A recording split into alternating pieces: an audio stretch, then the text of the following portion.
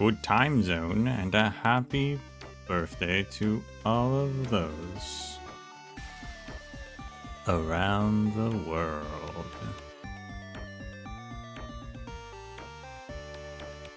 We're finally back with finishing off the operator profiles for Endfield, of the ones that I have. We've got a whopping 6 to do today, and we're gonna do them all.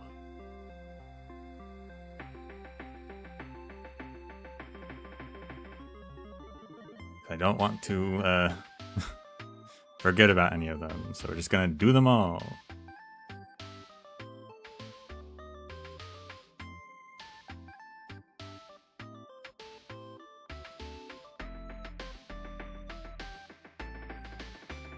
The only one who's out is, of course, Arcane, whom isn't ready yet.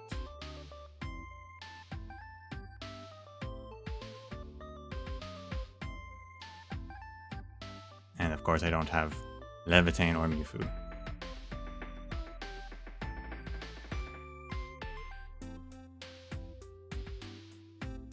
And I think we're going to start with some of the lesser talked about characters because of like the pawns on this list, but the pawn's practically a main character.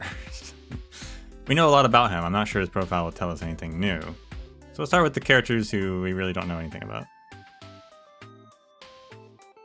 And save characters like the pawn for last.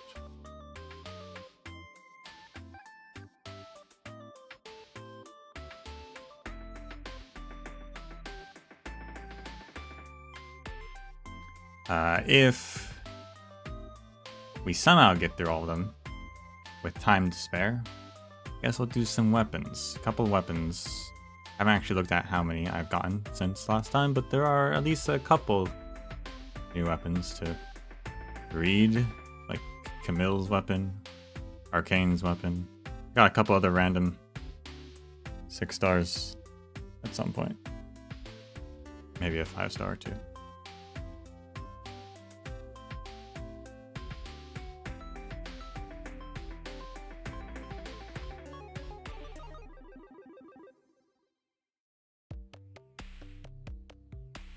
They're not the priority.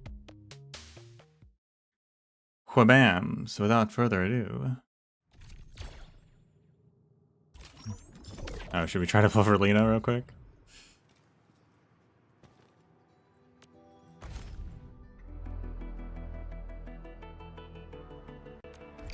Let's do it. Nope.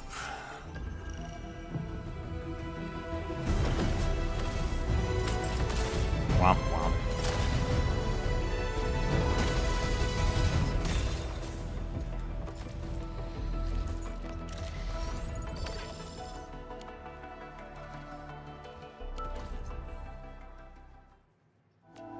Oh well.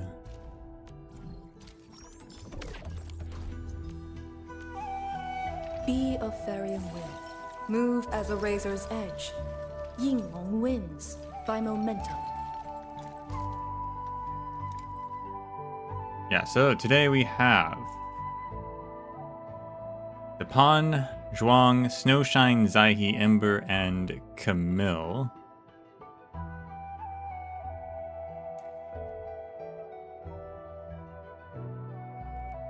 Camille's right here. I guess we can start with him. I leave no shadow for the guilty to hide in. Probably save the pawn and Zhuang for last since they're both main characters. You know a lot about already.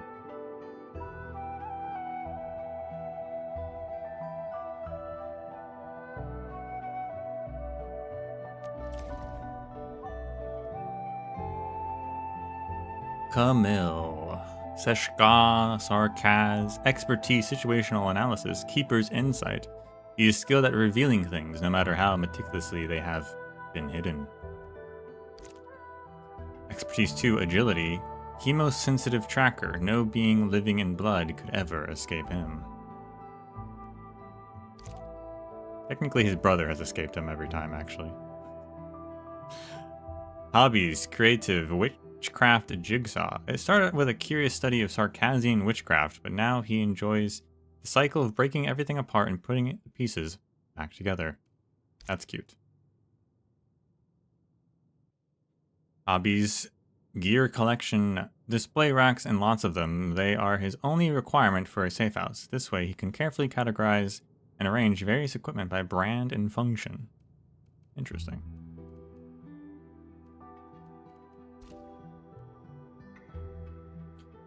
Camille, date of birth November 20th. Oropathy negative. Oh really? Interesting.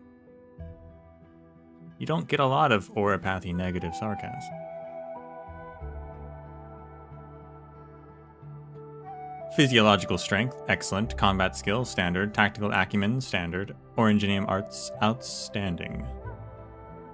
Inquiries have already been made to Seshka. However, the exact influence on Camille's Originium arts assimilation by the act of sharing blood remain uncertain. A Sarkaz operator.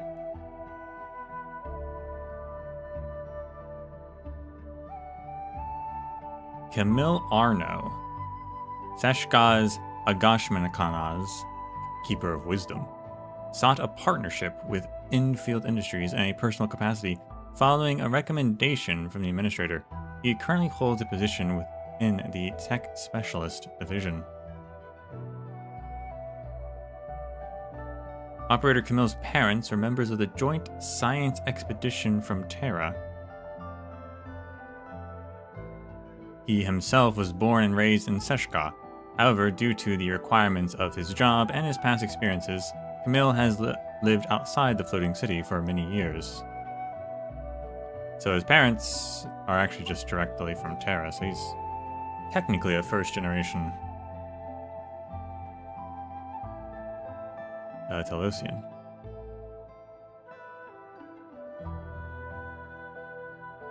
Although Camille claims to be hunting a criminal kin, his extremely long yet blank curriculum vitae suggests that he has quietly swapped his roles of hunter and prey.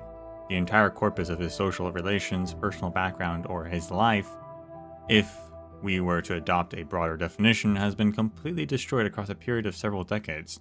When I picked this up in the discussion, Camille averted his gaze to the ceiling and stared at a blotch. He then broke the silence with a stream of metaphors and figures of speech. One of them, which I felt was most impressive, was how he described himself as a pendulum working in vain. He went on and said there was a certain day when his time stopped ticking. When the conversation was over, I walked away with the most important lesson when engaging with this operator. If you wish to avoid the excessive task of emotional management, do not talk about a sibling. Marvin Mullen.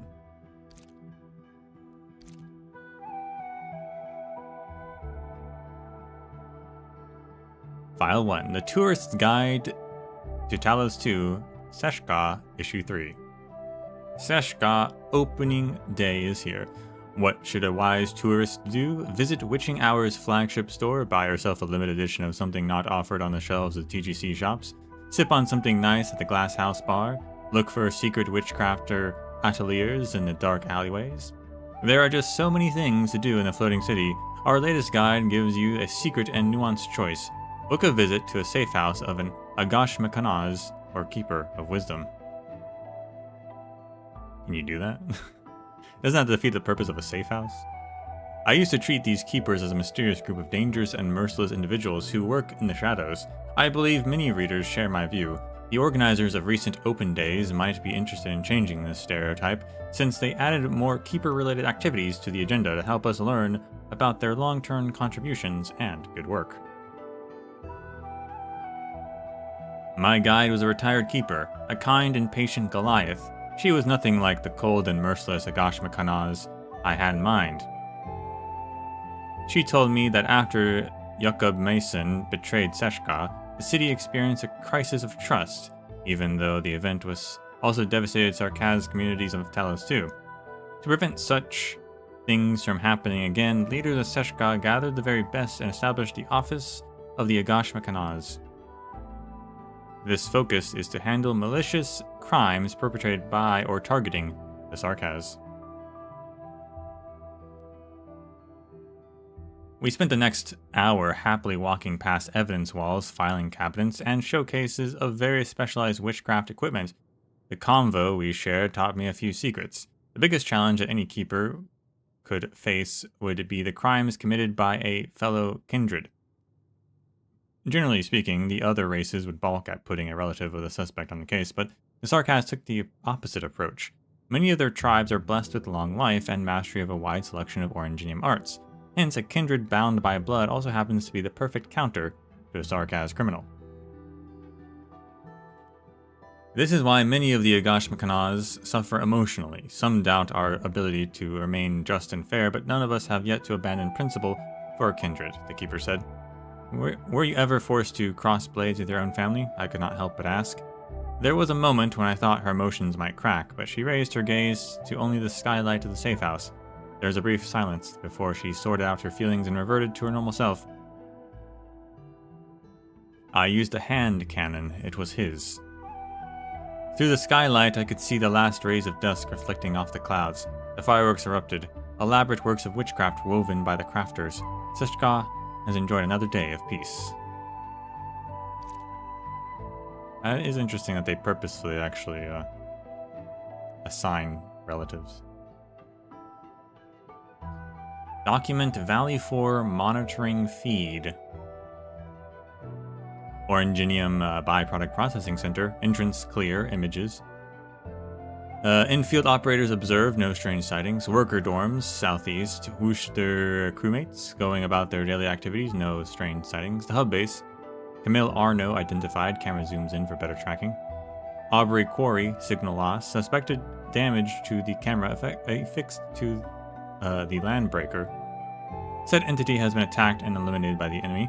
Bridge approach camp. Several landbreakers had left or joined the retreating column. Only a few fuzzy videos have been captured. Final position has been abandoned. United parking lot. Orangenium power plant. Focus all cameras on Camille Arno and the administrator of Enfield Industries. Monitor the activities of these two individuals. This report proves that an unknown party has deployed a well-hidden monitoring system throughout the region of Valley 4. Which was his brother, whose name now eludes me.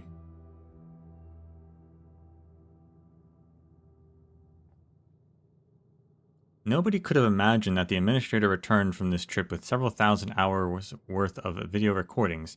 The discovery found in an abandoned underground facility left every analyst in shock. It proves that an organization has been working from the shadows of Valley 4, silently observing every action of everyone, and pulling secret strings to exert control over the region. When the analysts realized that the cameras were implanted within the landbreakers to avoid detection, Camille mentioned how the perpetrator abandoned them without second thought. They knew why Seshka chose to assign Agashmakanaz to the task. Fortunately, after Camille Arno arrived at Valley 4, all the cameras were assigned to monitor his movements and activities. The period of monitoring happens to overlap with infield activities in the region. We can safely assume that no pieces of critical intel have been leaked. The lack of leakage is also why none of our operators noticed the unwarranted third-party monitoring. After receiving the video feed, operators of the tech division traced the origins to an earlier batch of recordings, already destroyed, and realized that the organization had begun tracking Camille several decades ago. Though the Keeper himself responded to this finding mildly and appeared to have accepted this, the techies sympathized with his plight and promised to give his equipment a suite of upgrades designed to counter covert monitoring measures. When the analysis briefed Camille about his findings, he just leaned against the wall and looked at the screen quietly for quite a while before he raised his eyes and said, "Say, if you're on the other side of the monitoring camera staring at a familiar person, what is most likely to come to mind?" The analysts gave all sorts of answers. Camille did not respond to any of them, but continued his extended silence. Finally, he left a written note in the debriefing report. So much alike, yet so divergent in essence. Why? He wants the answer to the question. He needs it.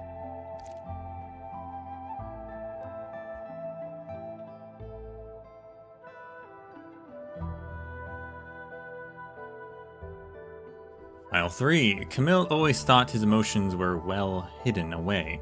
When compared to other operators who exercised zero restraints, he did a fine job. Unfortunately, unintended movements and barely noticeable body language still betrayed him. When frustrated, Camille would lower his gaze and study a crack, if any, on the ground, or subconsciously rub his shoulder blade. When he wishes to avoid contact, he would shift his center of balance to his right leg to expedite immediate flight. When hesitating or discomforted, his fingers would subconsciously rub the old ancient key hanging from his waist. Many infield operators have an item or keepsake they focus on. For example, Yvonne treats Frosty Bitey as a close friend, Rosie has her dagger, and Dupin is always carrying that Farum walk on his back. But Camille is different. If anyone were to ask him about his key, he would immediately retract his hand as though the thing had become a burning brand. He would keep his lips tightly closed and refuse to respond to the inquiry. Skilled mechanists would identify that the key was a handcrafted from something that resembles a music box cylinder, though Camille knows nothing about the artistry. The man also has no property to his name, and no one knows what the key could actually open. Eventually, everyone became wiser and learned not to ask about the item. In the end, Camille confessed to the origins of the key during a casual conversation.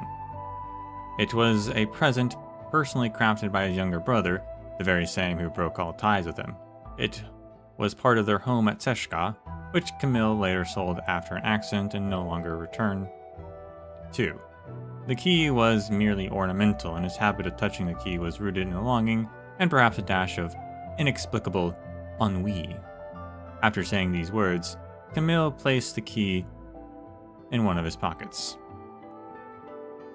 What he remembered was a searing pain as if a chunk of flesh was being torn from his body, and a dark and exhausting past that went on and on. The gift was offered when sincerity remained. The keeper faced a dilemma he no longer wanted to be reminded. A few days later, Camille received a baker toast and visited the administrator's office. He was received by a smiling administrator who dropped a new key into his hands. Such keys and locks are pretty rare, so making them took quite a while, the person said. I just want you to know that Zhuang always has a door that you can open. The person? The administrator? It caught Camille by surprise. He tightly wrapped his fingers around the key and turned his face aside. He tried to form words, but they came out like noises made by a wheezing fowl whose neck was caught in an iron grip. In the end, he only managed to blurt out an barely audible phrase, "Thank you." Not everybody is familiar with Camille's body language, but everyone knows that the jingling of the new key against the old is joyous, like how he felt at that very moment. See, he does have a key. Is that the key? Probably is the key.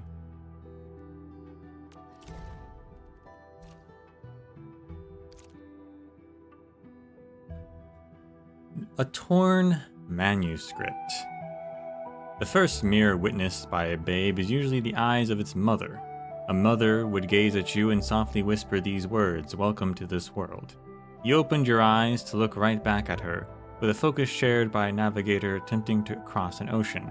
Once the wet shimmers faded, you would see yourself reflected in her eyes. Powerful, weak, hateful, lovely, pure, tainted, you recognized the reflection in the mirror, a reflection of yourself. But what if your first mirror was not your mother? What if you opened your eyes before you uttered your first cry? The ocean around you swayed like a swinging cradle, and someone pressed against your fingers. Yet, it felt annoying, but also calm. You did not know who this person was, but you peered through the turbid fluids, noticed another pair of blurry eyes, and saw your reflection in them. At that very moment, something faster than a bolt of lightning struck through your soul. He was born with you. You were the closest friends. Yet you always fought and argued. You could not help but peer into his eyes to look at your own reflections. He was the rule and the control by which you were measured against, and the very conduit by which you fed from the world. He, on the other hand, relied upon you, respected you, and envied you. The days passed, and your reflection within his eyes grew ever more perfect. Then one day it came. The first crack appeared in the mirror. The crack spread and the mirror shattered. Your image was gone. The storm descended, the fates murmured, and the ocean drove back into the deep. You gained a scar that would never heal, lost half of your soul, and were forced to raise your weapon against him. It was the only way with which you could pierce the hatred that burned deeper than love and restore what was broken to completion. At that moment, you still had not realized that you were his first mirror.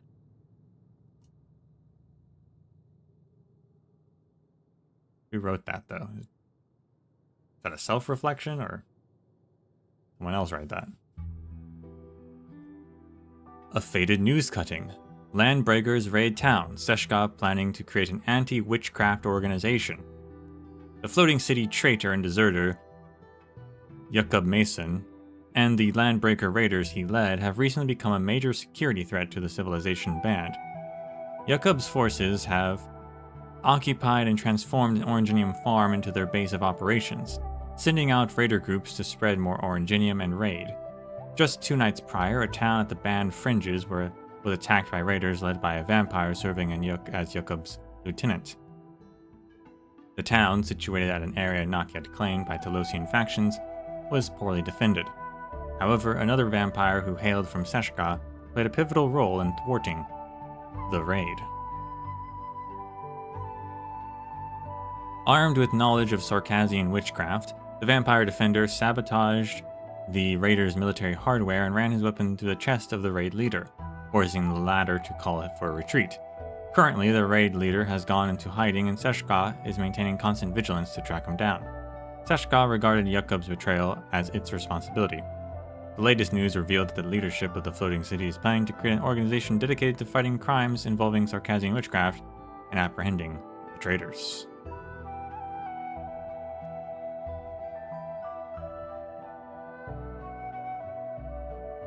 So even before he was in Agash Mekanaz, he was already hunting his brother.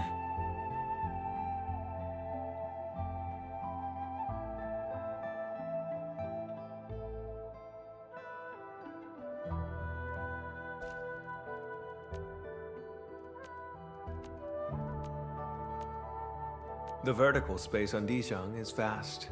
Occasionally, for efficiency, I traverse the ceiling. No, it is not to avoid greeting others.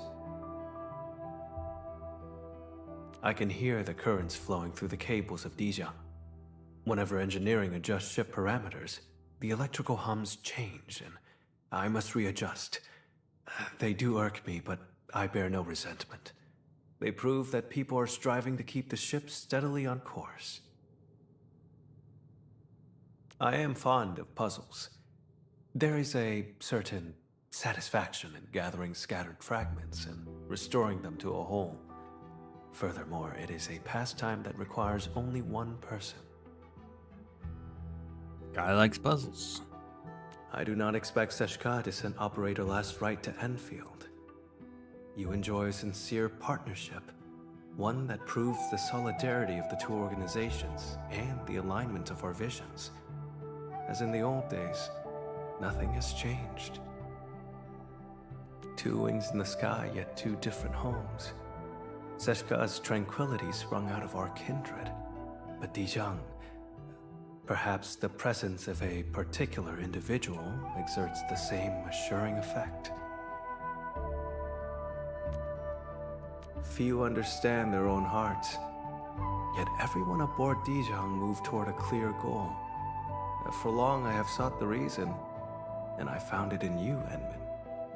You are quite the leader. Over the decades, I've glimpsed you a few times from afar. I remember my first impression of you was that of a savior. But now you feel more like a confidant. I do not concern with the preferences of others, but I do find more comfort in the person before me now. You are no longer weathered by the elements, and your body is freed from scars. I constantly dream of my family in a garden, surrounded by riotous, torch-bearing landbreakers.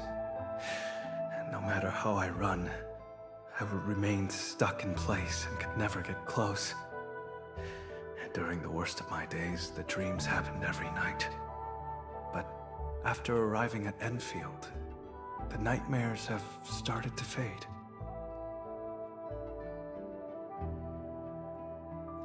Infield's really helped this guy. It's good for him. To keep Char alive, I gave him my Char, blood, that's his name. the full half of my existence.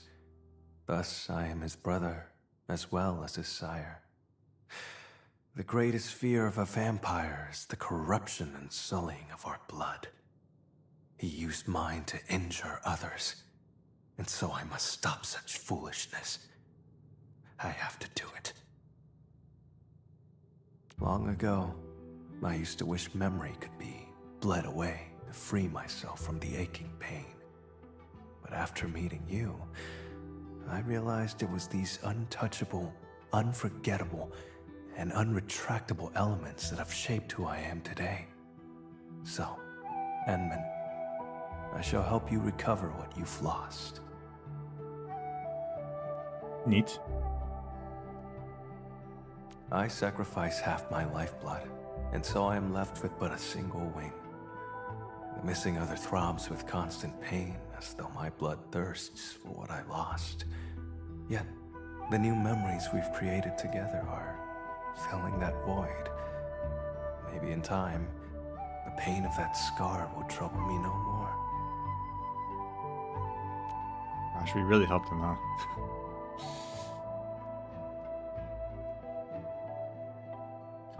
That one meeting changed his life. Our family garden once held a plant known as the Devil's Licorice.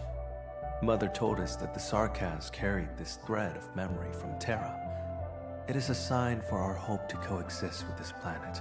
All life, people or plant, will find a way in distant lands.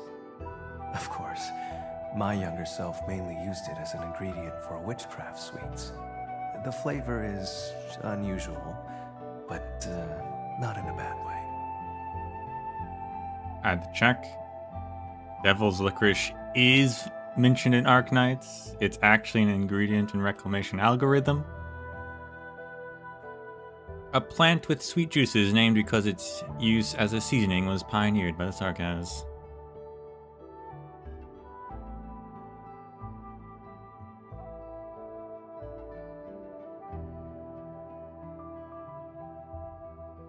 We love little lore things like that. Little connections. There is a unique tavern on Seshka, constructed entirely out of mirrored glass. Countless artificial gems glowing with witchcraft hang from the ceilings. The whole building radiates light. During open tours, the Sancta would host parties there. They are a loud, rowdy bunch that keep people awake. Still, such liveliness is good for Seshka. It proves our efforts are working, taking down many barriers between the races.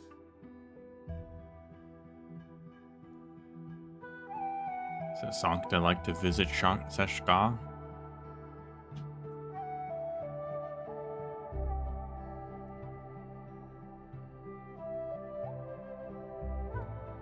I'm very interested in, I think we're going to do Xaihi next. I'm really interested in her faction, which also seems to be related to the Sancta. The person in the Witching Hour catalog? Fine. It is I. They send me samples in exchange for promotional photos.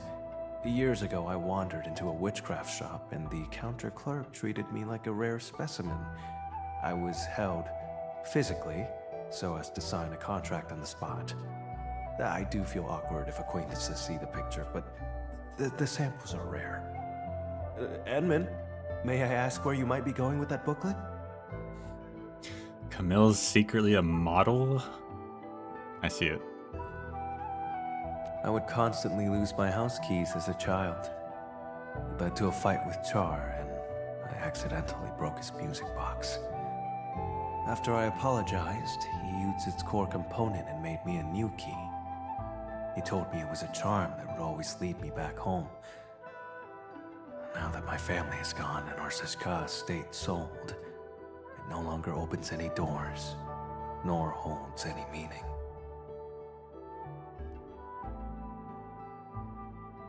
The Crimson Demon Lances are my Richnium arts. I can encapsulate objects with my blood to shape them into weapons. I usually use my own blood, as the enemies may be impure. The blood of my companions is something I do not wish to exploit, even with your agreement.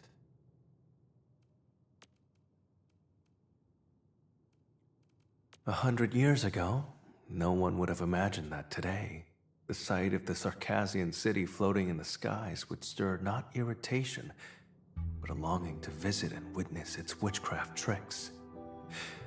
Seshka is a drifting feather with countless people carefully steering the winds. It is their wish that the cruising city serves as a tether for our land-dwelling kin and gives them hope.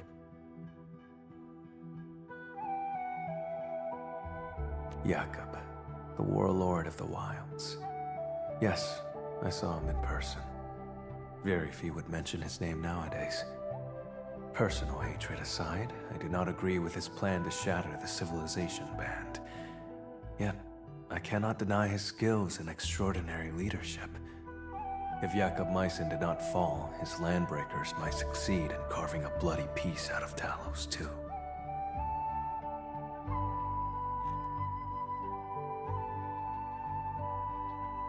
Well, they still might in some way.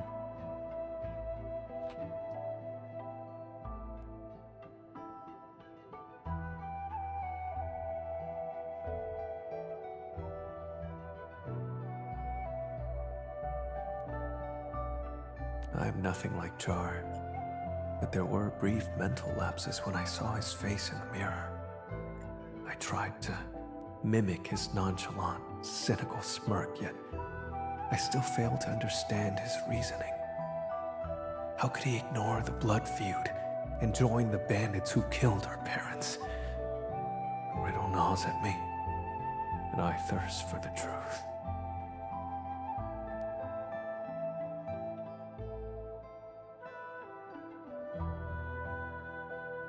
Few bear the title of Agash Mekanas. Char was the one who presented me a chance of becoming a keeper. Crimes involving Circassian witchcraft are more easily solved by a kin. I am the one most privy to Char's arts, and I alone can commit decades without rest to track him down. Making an enemy out of a loved one brings pain, yet we keepers remain loyal to our charge. I am no exception.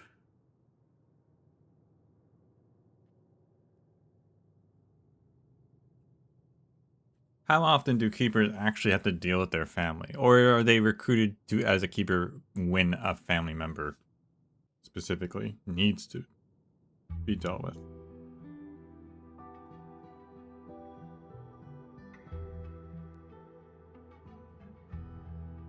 Led by the legendary speaker, my parents arrived at Talos II with many Sarkas.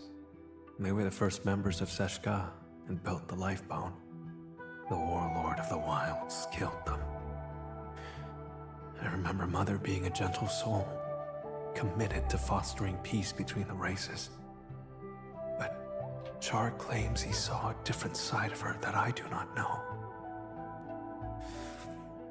No matter what the past holds, betrayal is still betrayal.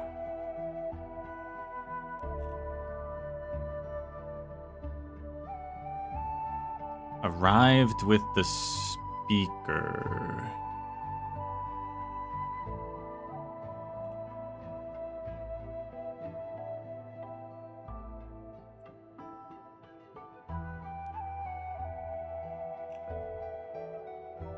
Is Wishadel... is that her title? I don't know. They obviously took Lifebone, right? I mean, he said they had Lifebone. We've found that out. And another thing as well. I can't remember if Wisha's like the Prime Minister, technically. But I don't remember if she has an official title or not.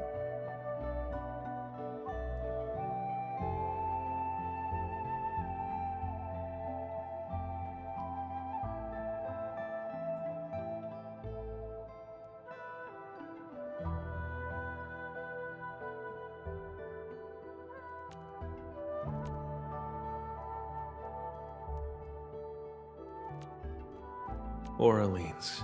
They too are pretty good at running away. Oh, yeah. That's what he says there.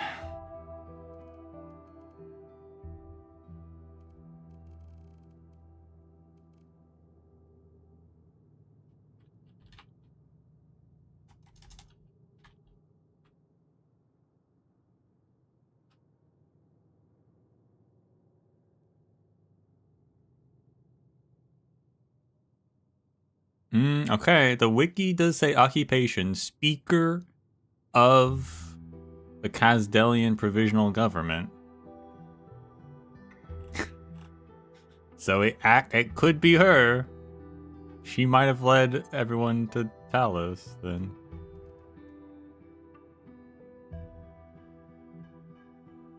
Led by the legendary speaker. Led by the legendary Plus they're speaker, legendary my too. parents arrived at Talos. So it wouldn't just be 2 like a different speaker, like in the future that takes over. They're the legendary speaker.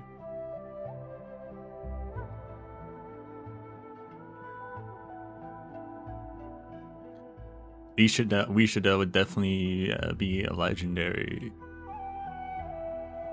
for everything she's done.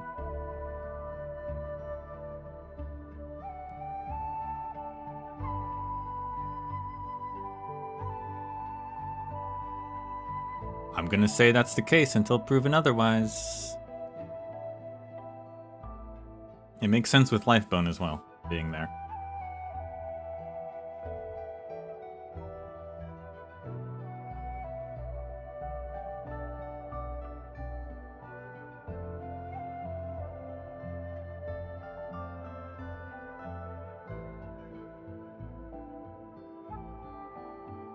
Reconvener. I mean, she could become a reconvener.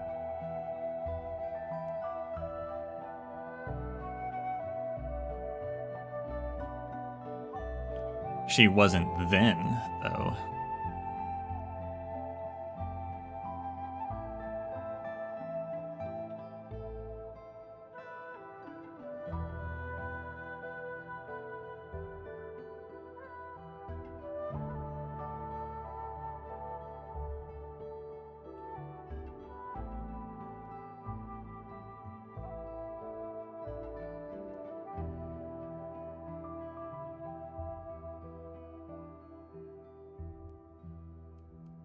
She also could not. She also, well, I guess she's not a pureblood Sarkaz. Her lifespan might not be that much longer.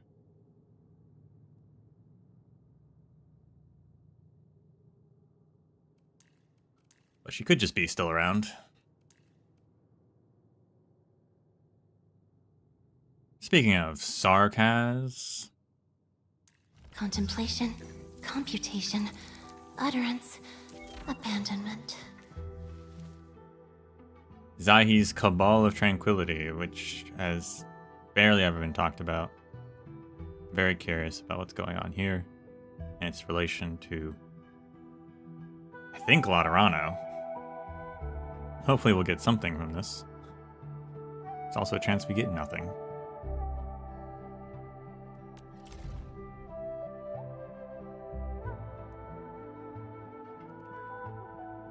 Expertise, linguist. The focus of her research includes records of the mysterious precursors to abstract and esoteric algorithmic scripts.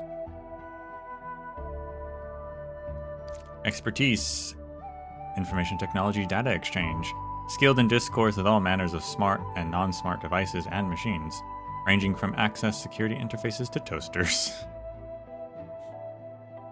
I don't think toasters are information technology, but yeah, okay. Hobbies, signal analysis and processing. The world's composition and how it works, signal inputs and outputs, and anything else named as a form of technology are the very fields of her pursuit. Hobbies, online gamer. The renowned master of algorithmic checkers aboard Zhuang. A mind kept cool in low temperature environments is essential to master this mathematical board game. Is she a gamer? What has happened? Maybe not literally.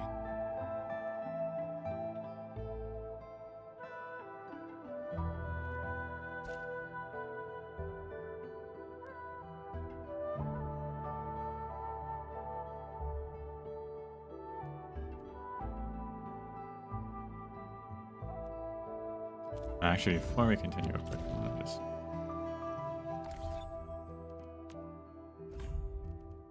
mess with this a bit.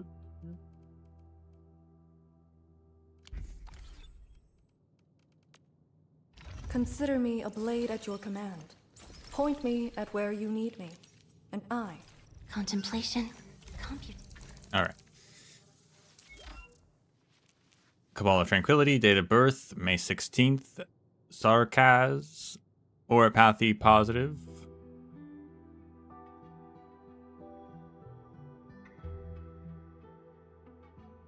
Strength normal, combat skills standard, tactical acumen standard, Oranginium arts excellent. Seraphine Xaihi. First name Seraphine. Is a member of the Cabal of Tranquility. Since Endfield Industries and the Cabal of Tranquility are jointly carrying out Oranginium information technology research projects, Abbess Vronta recommended Xaihi to work at Endfield premises.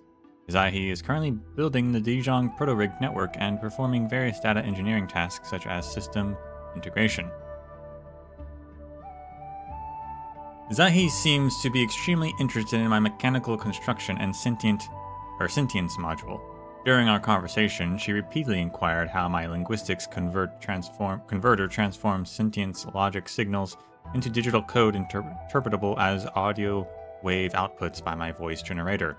On every occasion, I politely requested her to focus on the ongoing HR interview. Xaihi appeared rather disappointed and expressed her desire to install a duplicate set of my components into her physical body. Her reasonings being, this will prevent me from suddenly voicing outbursts of esoteric verbiage, and thus avoid incidents of misunderstanding and disturbance. I pointed out that Xaihi's human organ, namely her cerebrum, is far more capable of generating expressions more complex and effective than machine-generated language. Miss Xaihi, out of personal etiquette, gave me a smile in response.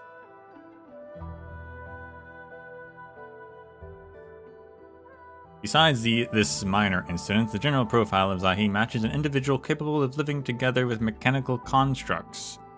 This matches her knowledge and background with the Cabal of Tranquility. Her introverted nature, however, differed from other Cabalists whom we have communicated with. The Cabal, after all, is an organization known throughout the world for their openness as well as eagerness to link up with others. Marvin Mullen, HR. She really is just she really wants to be a tech priest so badly. Really wants to be a cyborg. Visiting Operator Xaihi during non-working hours is a process so convoluted that people have regarded it as a form of filter. However, Xaihi herself does not see it that way. The process begins at one's arrival at the Zhuang via a TP point next to the central ring. You, the visitor, shall then walk through the lengthy corridors of the living quarters while avoiding the crowd, make the turn onto the narrow lane, then stop at the unassuming cabin on the right at the very end. The smooth door is almost at the same level of the walls, and seems unwilling to accept entry. You might hesitate, and think about the rumors of the non-existent ghost of Zhuang, as you follow the illustrated instructions and depress the third wall panel next to the door. This is the only action that will reveal the dial hidden beneath. Your wait is not long, because the action of visitation have been permitted by the lady of the alcove. She may exhibit a touch of shyness when she opens the door for you. Revelations of the law have predicted your arrival, she said as she folded her hands above her skirt and bowed slightly. I shall seek the object of your desire. The door slowly closes before you, denying you visuals of every action and potentially taking place within that little alcove. The very same location that many operators have esoterically described as one of the egresses of the simulated universe. That's an interesting way to put it.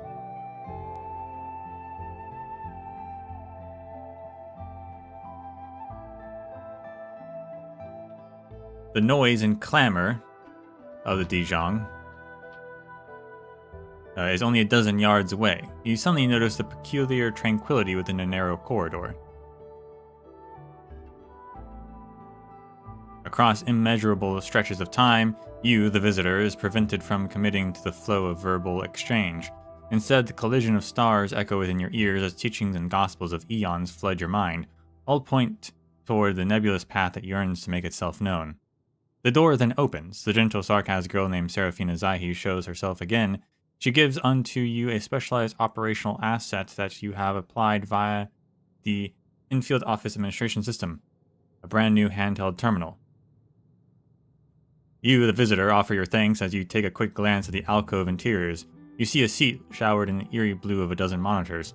There is also a narrow bed for one, blankets neatly folded and moored at its end. And this is all that is contained within the one of the egresses of the assimilated universe.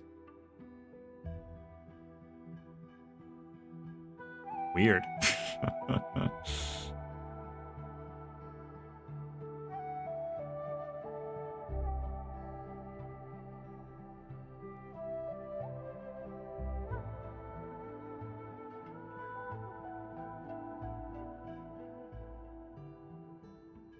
Calling it one of the egresses of the assimilated universes.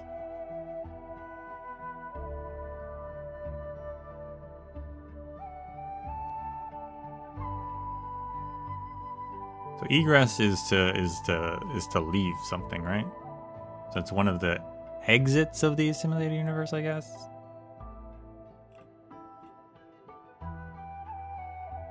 Obviously not literally, but like it's just an interesting term to use.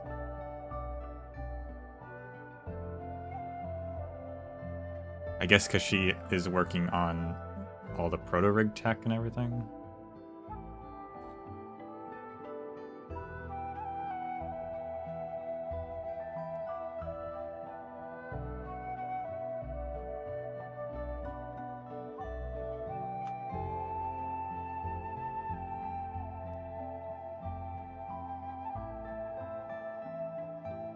I also haven't heard Assimilated Universe that much in this game.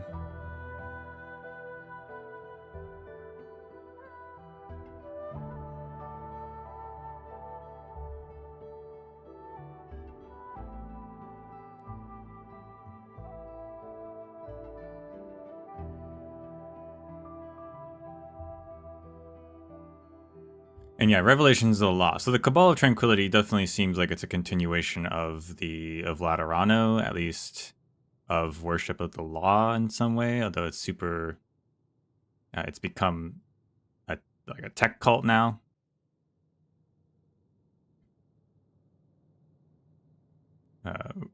Which makes sense after everyone learned what the law was actually. It then evolving into a tech cult. Checks out. Is the Cabal actually a direct continuation of Laterano? Like, did Laterano become the Cabal, or is it just a group of people who from Laterano and elsewhere?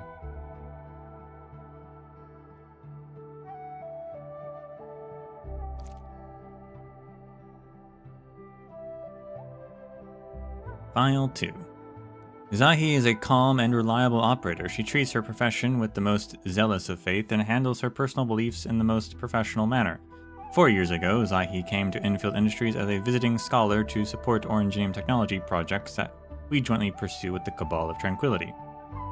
We did not give her any actual responsibilities back then. However, she immediately committed herself to the repairs of the Zhuang, mere moments after her arrival. I'm inclined to believe that Kabbalists have an innate sense of duty given their knowledge of our past and their hopes for our future. Erlica.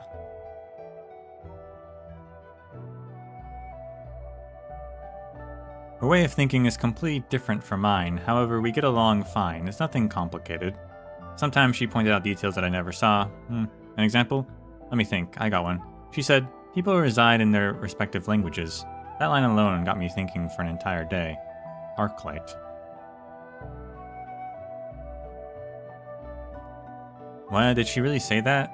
Now I'm curious. Arknight and Xaihi are two mega opposite techno gals. Can actually talk to each other? How? Well, I guess Operator Xaihi does talk to everyone. That's what makes her so awesome. And convos with Xaihi don't sound as though she's just babbling on about her own stuff. I guess people do get some tranquil vibes from her. Jin Qianyu. I often converse with Operator Xaihi during work. We are both interested in Orangenium devices. No, that doesn't make us colleagues. Her knowledge and expertise in servers and electronic systems far surpass mine. What do you mean it's rare for me to say something positive about other people? I regard myself as an easygoing and casual individual. Since you started this topic, I'm actually curious why she chose to bunk in the server room. Yes, I'm talking about the place where all the server professionals work at. Look, if I apply for an office equipment for specialized electrical work processes, instead of telling me to pick up the thing at the logistics division, I have to pick up the device from her place. That place is devoid of natural solar radiation and has non-stop air conditioning to keep it cool. I have not entered there. Exposing a Salvro to such conditions for extended periods of time will induce severe lethargy.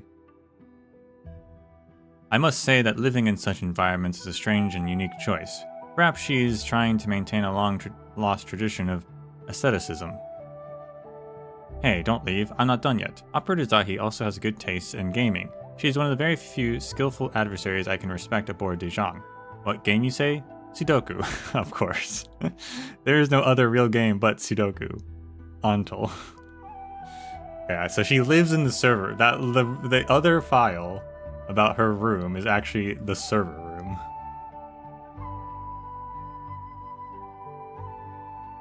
We just let her live there?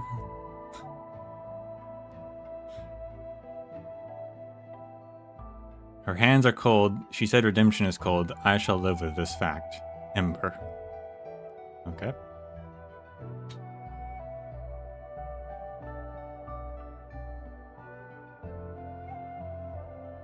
Sudoku.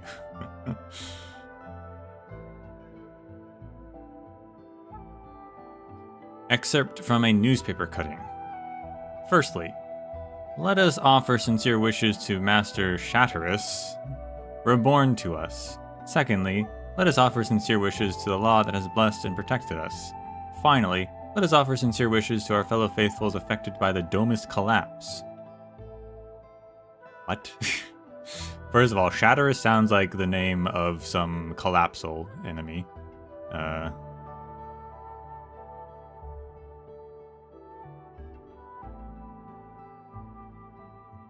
And then we have Domus collapse, which has the name in that, so I don't know. Perhaps some of you are still performing cleanup work despite having pulled an all-nighter.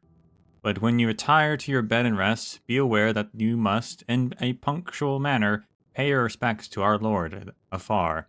Our Lord shall forgive you for compensating yourselves after an intense episode of labor.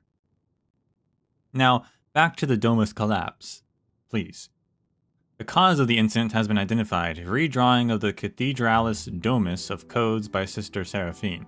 The redrawing has caused our Domus, itself based on the ancient and splendorous architecture of Laterano, to undergo unexpected resonance with our massive data flows. Hence, the Great Monastery Network collapsed for 0.836 seconds. The respondent arrived at the site to see that Sister Seraphine had buried her head in a server cabinet and temporarily cut off any contact with the outside world. Abbess Vrancha and 3 Cabal leaders later convened an emergency meeting to solve the incident. The verdict for the violator shall be officially announced in the next session of expectations. Or exceptions, rather, not expectations.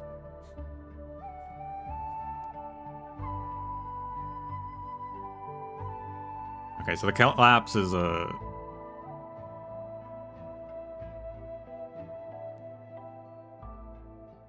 caused unexpected resonance with our massive data flows. Hence, the monastery network collapsed. So the like internet went out for 0.83 seconds. Is that what happened?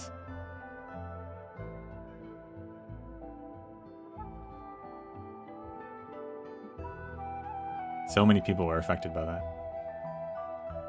Truly a tragedy.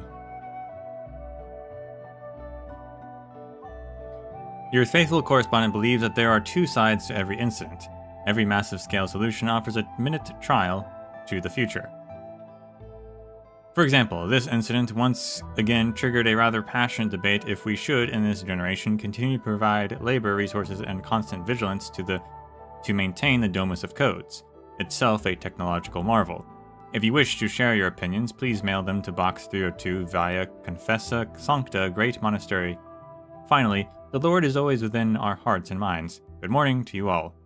Excerpt from the Comments on Good Morning Shatterus, an internal periodical published by the Cabal of Tranquility for internal communications.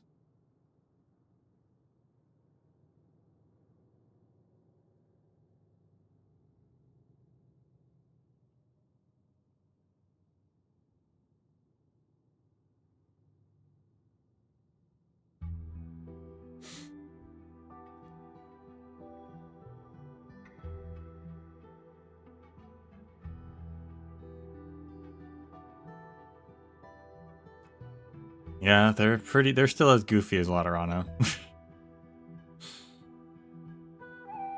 That's what I'm getting from this.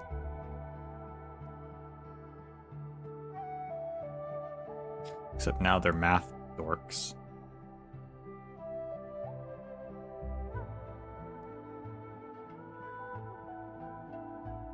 Document. A letter in the form of a secret order delivered to the mailbox of Supervisor Perlica. Recommender. Vranta, the knower of Veritas. Abbess of the Monasterium, Cabal of Tranquility. Recommender's address, number 116, via Ritualist Benevolence, Great Monastery.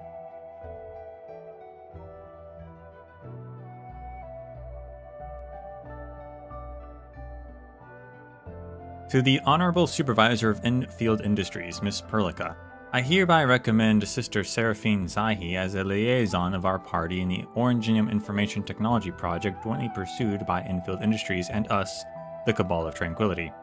As Xaihi's guardian in the Cabal, I have witnessed how she grew from a tender young child who loved the libraries to a... Pardon me, but the law demands us to be forthright, and I ask and act with consistency. And thus I shall give you the answer. She has grown into a frost of wisdom. What does that mean? A frost?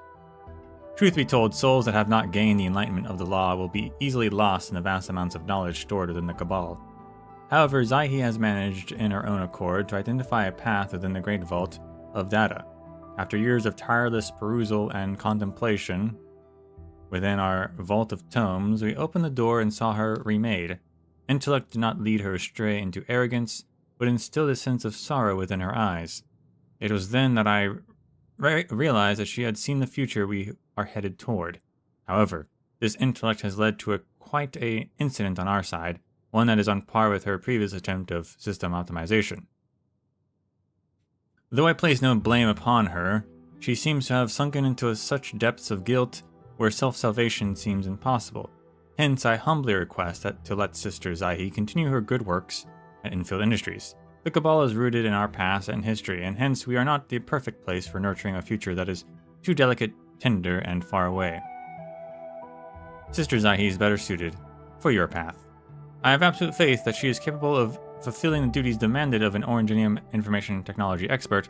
Please contact me anytime should you need further details. Sincerely, Vranta, Cabal of Tranquility.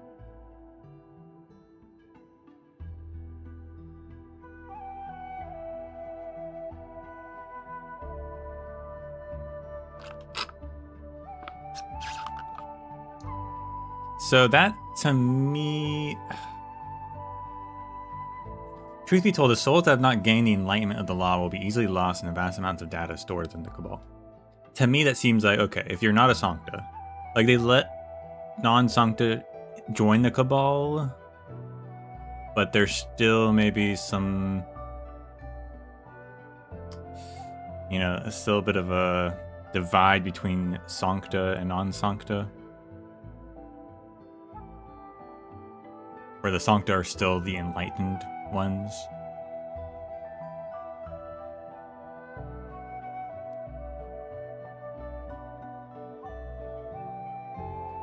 Xaihi's obviously a Sarkaz and not a Sancta, which is a huge leap from Laterano of the past, being completely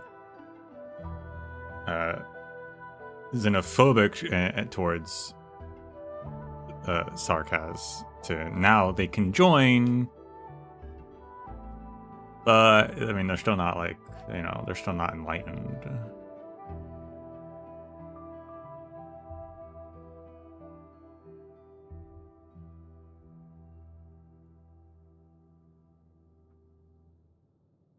At least that's how that reads to me. Could be wrong, but that seems to be what the case is. But Xaihi...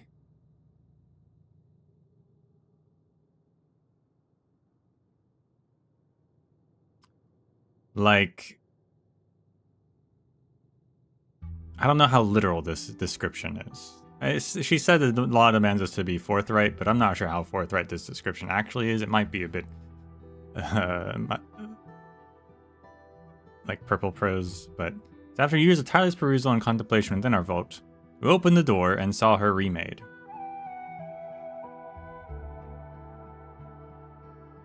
Like, so to the point where they're like, despite not being enlightened of the law, she like understands us and the law on like a higher level. I think.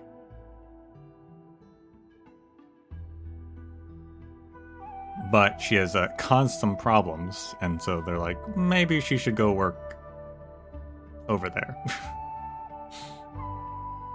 Right, she caused the Domus collapse, for one.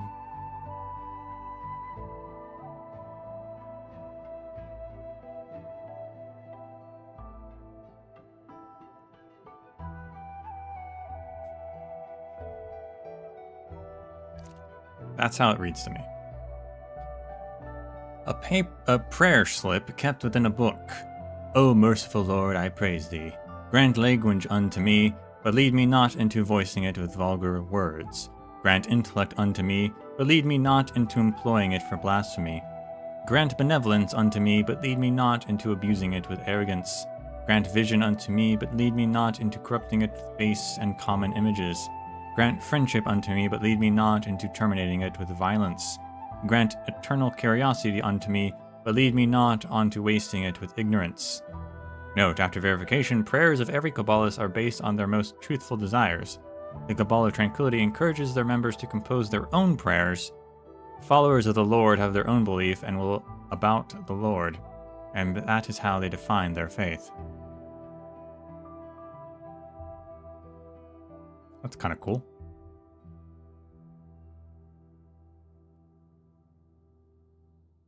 So even the faith itself is more open.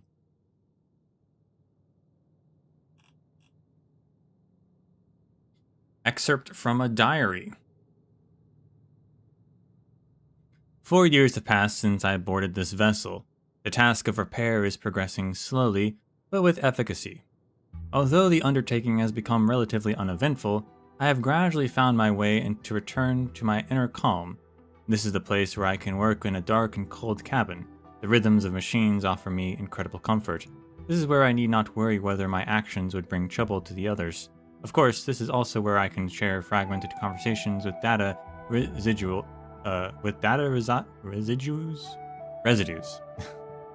That's the word. With data residues of the Orangenium network. In the network, I experienced never seen before ruins of splendorous majesty that Sancta share their empathy. I heard the lamentations from myriad souls of the Sarkaz erased from existence. I witnessed the incessant bleeding of rebellion and subservience, and every time I wanted to take another step, these experiences would suddenly cease. The silence is frightening. I continue my calculations and repairs, hoping I can hear it speak once more.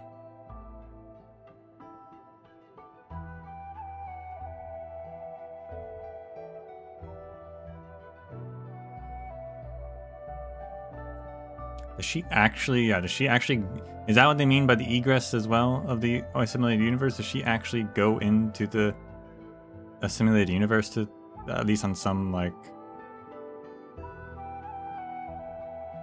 cursory level, perhaps?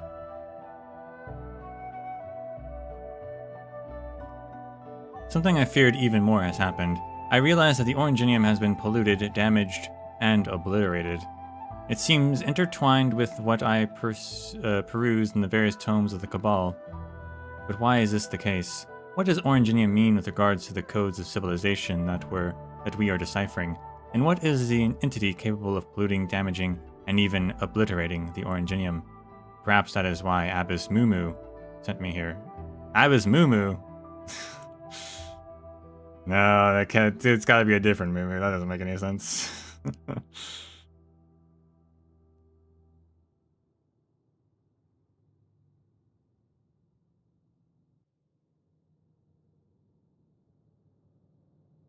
That's a coincidence.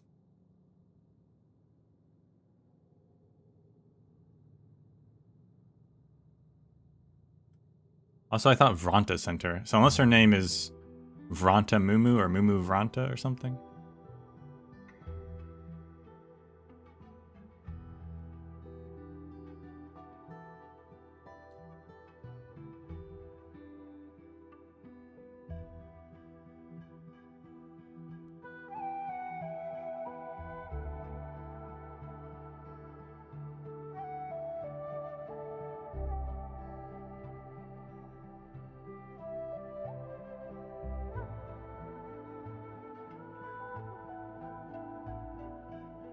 Yeah, so it seems like based on proto-rig technology, obviously Enfield knows about it through the Endmen, but also the Cabal of Tranquility, like people or at least scientists or, you know,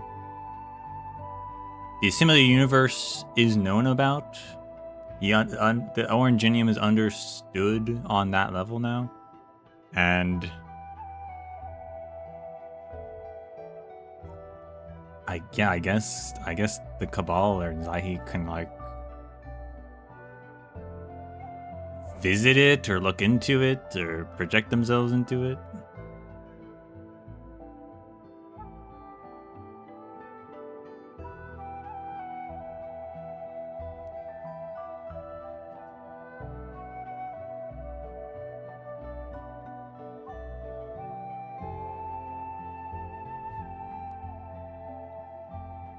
As for what entity is capable of polluting, damaging, and even obliterating Orangenium?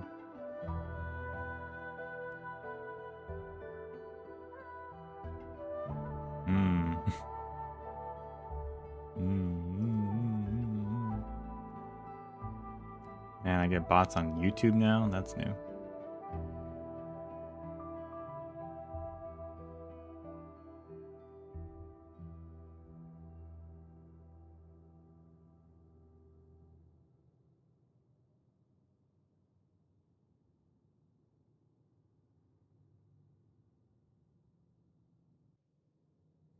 That was the day when I noticed a strange glow on Supervisor Perlica's visage, but this glow was quickly extinguished by our constant pondering. They are whispering. Something big is about to happen. Will it be relevant to the answers I seek?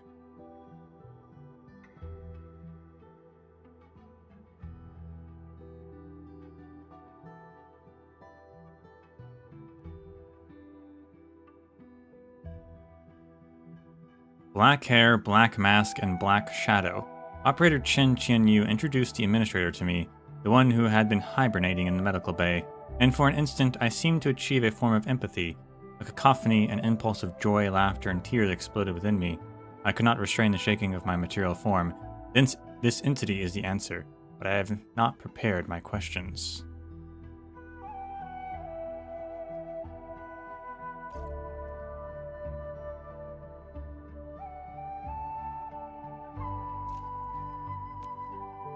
Neat. Validating data, analyzing syntax, generating results. Greetings, Administrator. I have received your signal, Administrator.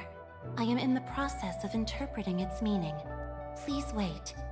I find myself preferring the presence of machines over the company of humans. While human pulses are erratic and immeasurable, machines breathe in a consistent and logical pattern. My terminal registered more than 50 errors within the past 10 milliseconds. But set your mind at ease, for I have set our communication as top priority. My evaluations for Zhuang's overall performance? I would say, despite a myriad of issues, the vessel has continued to endure her tribulations with grace, as though she is suffering for someone else. As the law permits, so we act. Paradise shall be restored unto this world. Whosoever paveth the path shall cross the forlorn wildlands and attain bliss. For Veritas layeth hidden in enigmas, that the lost may no longer wander, but walk with the noble ones, sharing in an eternal purpose. In the eyes of my fellow operators, you are a leader from the past, a noble being in the present, and an Originium sapling maturing toward the future. Yet, within the depths of the Proto-Rig network, I beheld a different you. All I can do is pray that our signifier and the signified may one day become one. May you walk in blessing, Administrator.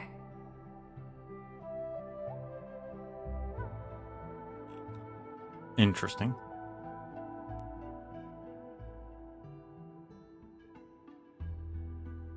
In the eyes of my fellow operators, you are a leader from the past, a noble being in the present, and an Originium sapling maturing toward the future. Yet, within the depths of the Proto-Rig network, I beheld a different you.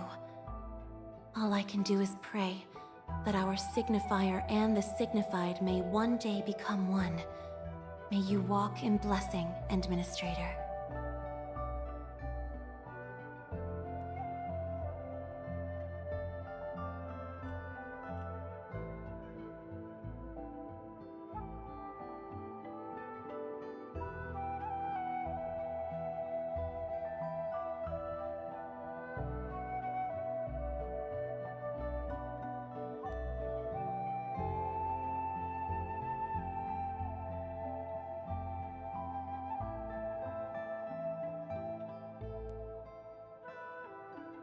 In the eyes of my fellow operators, Thinking you about this are one. a leader from the past, a noble being in the present, and an Originium sapling maturing toward the future. Think this is again. I wish I could pause Within it so I the can just depths look of at the the text. Proto-Rig network, I beheld a different you.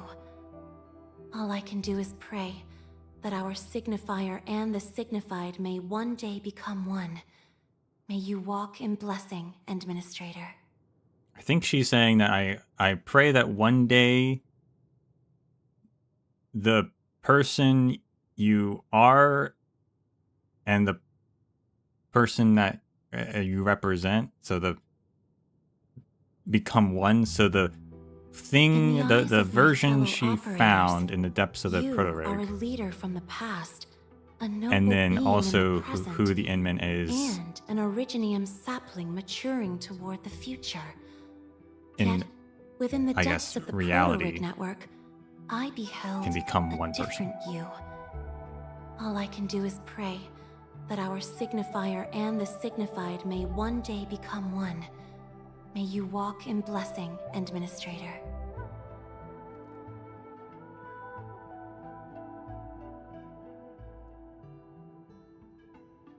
Because the Inman is both what they signify, right? So they're the signifier, and also what they represent is the signified, right? So if those two things can become one, I think that's what she's saying. Did she see what version did she find in the depths of the Proto-Rig?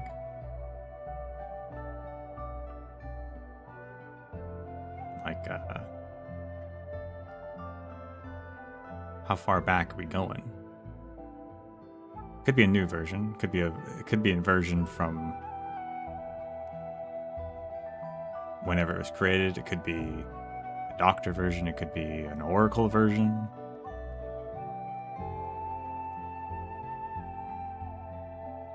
Trust dialogue. The Cabal shares their knowledge and fate with you, Administrator.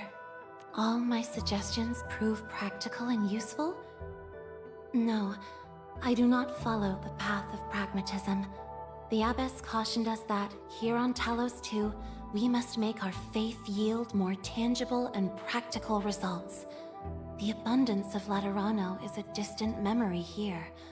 Only our interconnection binds us now. All my suggestions prove practical and useful? No, I do not follow the path of pragmatism. The Abbess cautioned us that, here on Talos 2, we must make our faith yield more tangible and practical results. The abundance of Laterano is a distant memory here. Only our interconnection binds us now. So they're not that connected to Laterano. Besides the law.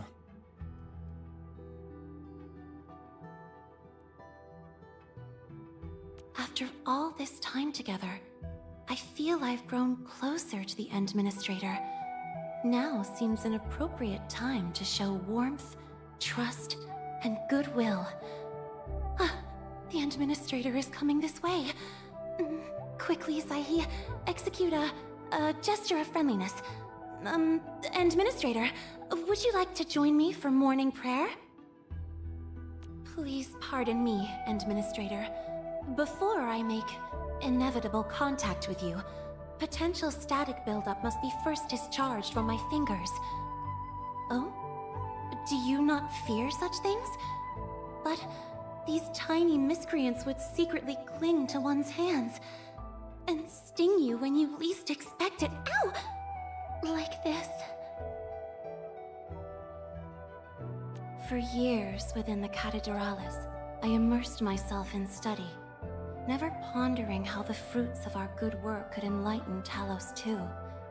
Yet, the law's revelations brought me to your presence, and a new world has since emerged in my sight. One by one, the ancient, tranquil words suddenly came to pass, and now I fully understand their teachings, Administrator.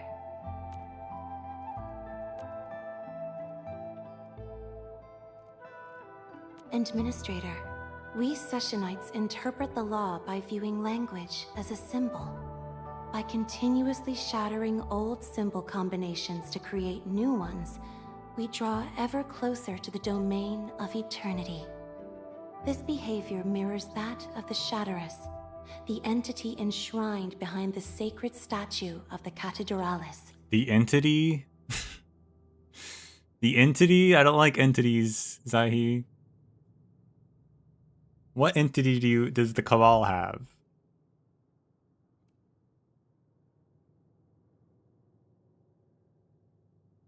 That you'd called Shatterus, which really does not sound like a good entity. Sounds like a really bad entity. Administrator, we Sessionites interpret the law by viewing language as a symbol. By continuously shattering old symbol combinations to create new ones, we draw ever closer to the domain of eternity. This behavior mirrors that of the Shatterus, the entity enshrined behind the sacred statue of the Cathedralis. So are Sessionites followers of Shatterus specifically? And I don't know what she means by shattering old symbol combinations to create new ones. Sessionites interpret the law by don't know what viewing that means. language as a symbol. At all. By continuously shattering old symbol combinations to create new ones, we draw ever closer to the I don't domain like the idea of an eternity. entity, though. This behavior mirrors that of the Shatterus, the entity enshrined behind. Zhuang keeps reminding me of the Cathedralis. However, we do not remain there always. Congregations only occur to resolve moments of schism. When this happens, my brethren and sisters from every corner of Talos 2 will return to the place. How is the Cathedralis kept safe? If it were ever to come under assault... I believe it can be its own guardian. Is it full of robots? Maybe Shatterus is a robot. Never have we stood so far from Veritas, for it has departed from the place we called home. Never have we stood so near to Veritas, for now we have knocked upon its waiting door. Racing? On foot? Boxing? With fists? And you wish to see me in the sports festival? I'm afraid I must refuse. The only physical motion I approve of is the magnitude of periodic changes made by electrons within an oscillator circuit. I could never bring myself to compete against my brethren and sisters. No, I am not seeking an excuse. I must now return to the mainframe room. Immediately. Yes, there are many Sarkas like me within the Cabal. Some were even entrusted with relics once wielded by gun knights. Sick.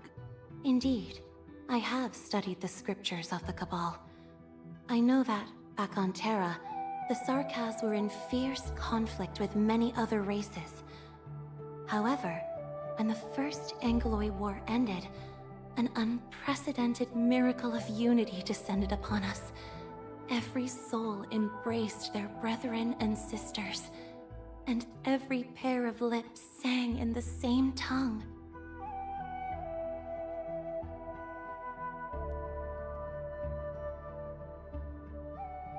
Nothing like a common enemy to bring people together.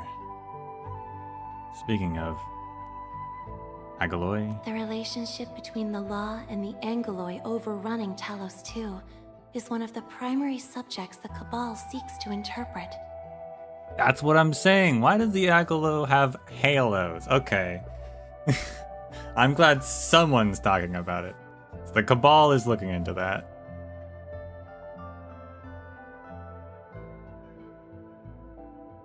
Although, of course, now we know that there is a connection between them and the Foundation.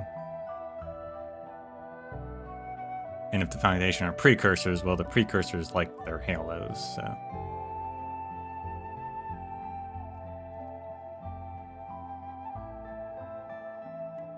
Shatterus.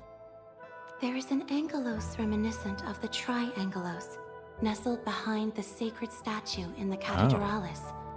We secretly call it Shatterus when outside the hours of liturgy. This construct was seized by Abbess Mumu during the First Angloid War.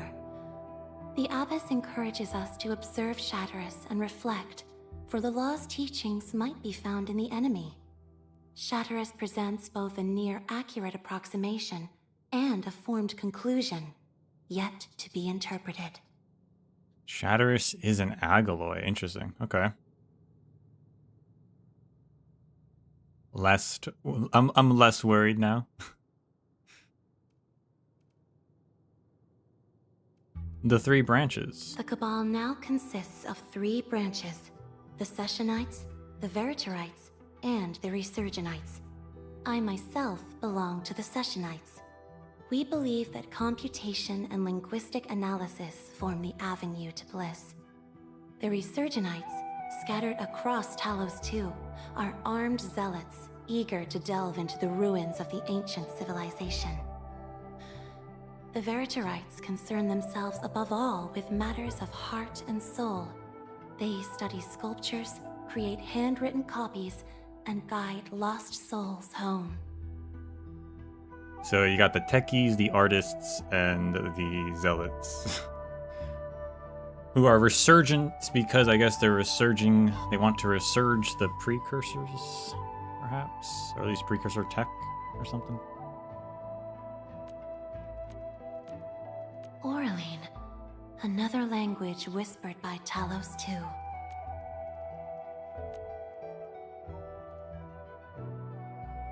So Shatterus is an Agaloy, but also Zhuang keeps reminding me of the Cathedralis.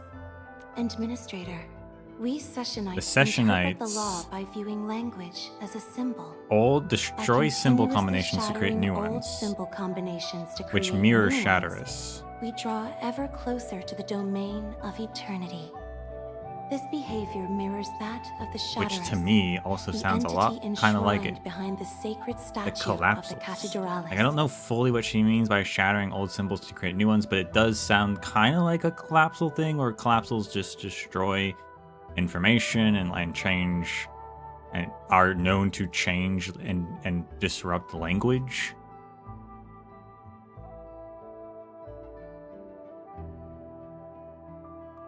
So if, again, that's a bit of a parallel there.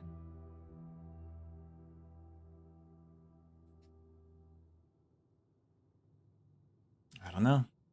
It's interesting.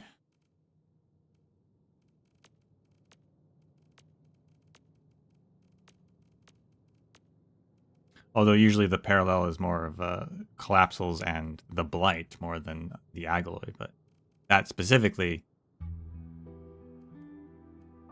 feels more like more connected to the collapsal there. For the alloy,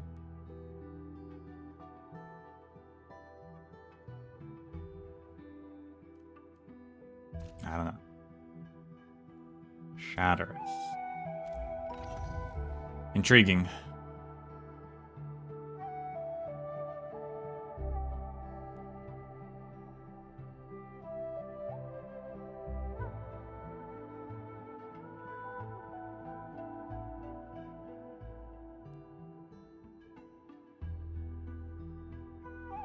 Alright, so we've got... Also, they mentioned Mumu again, so maybe it's not... I wasn't sure if it was like a... They changed the name at some point, but forgot to change that text. But twice in a row, probably not. So Mumu is maybe a different character, or the same character, but she has a different name. It might be the rest of her name. It might be a nickname. I don't know. Alright, next up we can do... Well, Ember's right here, so let's do Ember. Shows no mercy for mistakes. We must hone And then our we'll do skills Snowshine with after true that. devotion. And then Dapan and Zhuang.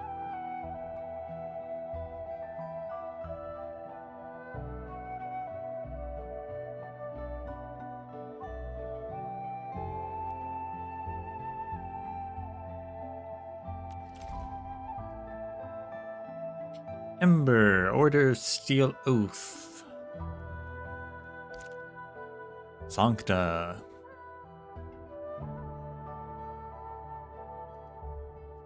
Without wings, which is a bit unusual, but actually not unheard of. In the past, I might have mentioned it's weird that she doesn't have wings. But I was reminded that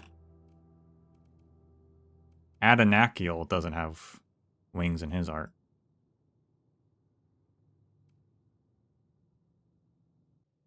So maybe it's just a thing that sometimes they don't have wings.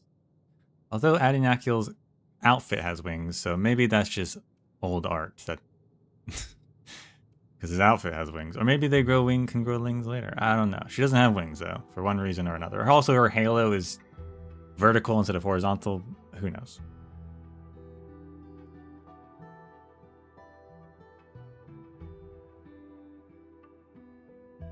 The halo and wings do manifest after birth at some point. Maybe they can manifest later in life. Maybe they can never manifest. It's probably a phenotypage thing, just like how the halos and wings themselves have different appearances. If it's like, I mean, it's not really genetic, but it has to do with the law, so who knows how it works, but...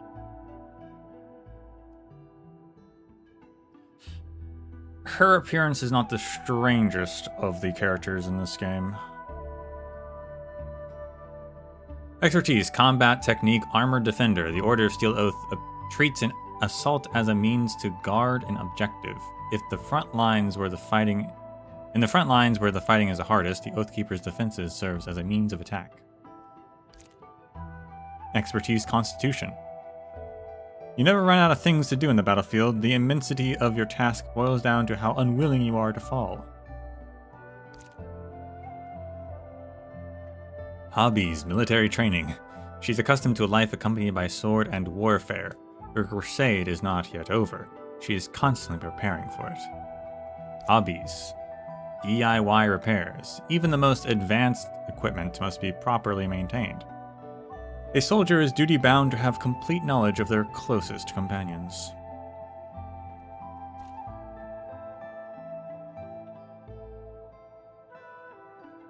Ember, date of birth, April 10th. Orifacty. Oripathy positive.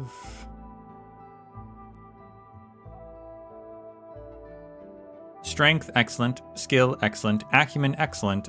Arts of simulation, standard.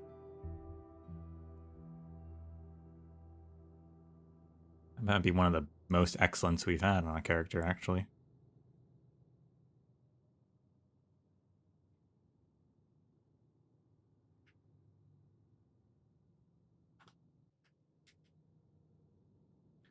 Operator Ember has multiple instances of combat trauma throughout her body that have yet to fully heal. Despite her suboptimal physical condition, she has achieved stellar performance in her physical examinations. Though Ember claims to have experience in self-treatment to sustain operational performances, close monitoring of her health and recovery is strongly advised to prevent regression. HR Summary. Operator Ember served as an assault banner of the Order of Steel Oath. She saw active service on the Northern Front against the Agaloy before returning to the Civilization Band to manage the posthumous affairs of her late comrades and recruit new soldiers. Following a recommendation from Order Castellan Gerald, the Sanctified Zaso, Ember began collaborating with Enfield Industries and carrying out various operations on their behalf. Yeah, so I think Pogronichnik's profile mentioned it. Like, yeah, she lost all of her squad and then was like told to maybe you should take a break and go to Enfield or something.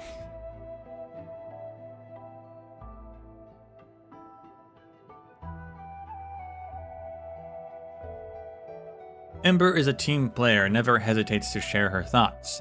She's also an extremely sensitive listener. As an Oathkeeper soldier, she appreciates the importance of discourse. The duration of this particular interview is about 37% shorter than average. We recommend adopting the relevant recordings and the select examples of effective communication of this division. Also, pursuant to Supervisor Perlica's request, the following reminders shall be re-emphasized. Although Ember herself expressed no particular concerns, unnecessary questioning of her past remains an offense to her personal dignity. Anything could have happened in the battlefield. Anyone who endured and survived such extreme adversities shall deserve the utmost respect. Marvin Mullen, HR.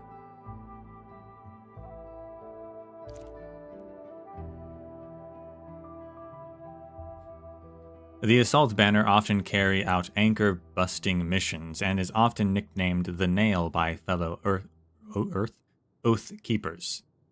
Unlike blades, bullets, or spearheads, nails require a sharp point, a strong, stiff shaft, and a sturdy head.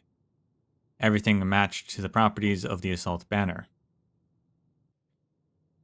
I think spears probably also need that, but whatever.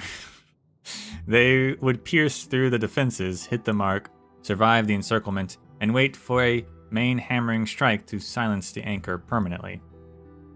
As an elite and exemplary member of an Assault Banner, it would seem that Ember was born for this role. She has extensive experiences in performing hot combat drops and team battles. She is also skilled at suppressing enemies and supporting allies in mid to close range combat operations. Ember also wields Orangenium arts that can burn enemies or offer basic first aid to her allies. It is also rather surprising that Ember does not prefer fighting with guns like most Sancta. Nevertheless, she is a dream soldier for any commander, skilled, professional, steadfast, experienced, and always aware of her mission and actions. That's true, I never thought about that. She doesn't have a gun, does she?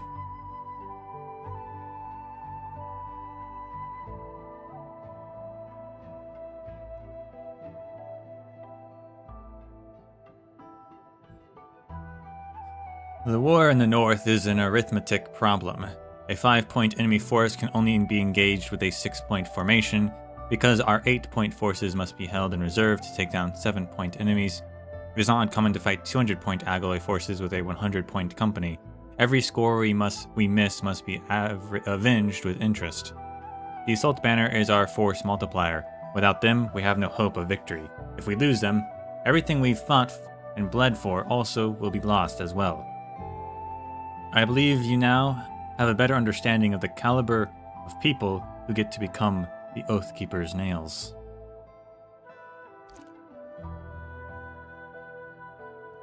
File 2.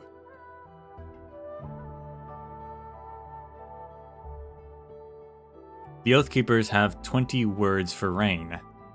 When I saw her again, it felt as though she had been smothered and battered by each and every type of the downpours. As Rila, we all make mistakes. I said. These were feeble words. I had never served in any assault banner, and I was not at the front lines. Like the others, I had zero knowledge how she survived the living hell. I had no intention of paying any heed to the festering rumors doubting your fellow Oathkeeper was a path to calamity. Even if the concerns were grounded in reasonable doubt, any fracture should never emerge from within. She remained silent and swept the surroundings with her stiff gaze. No one else came to see her off. This was the first time when I failed to read her expressions. It was not sadness, but neither was it release. I thought I could see her breathe a sigh of relief. Is her name Azrilla? Azrilla?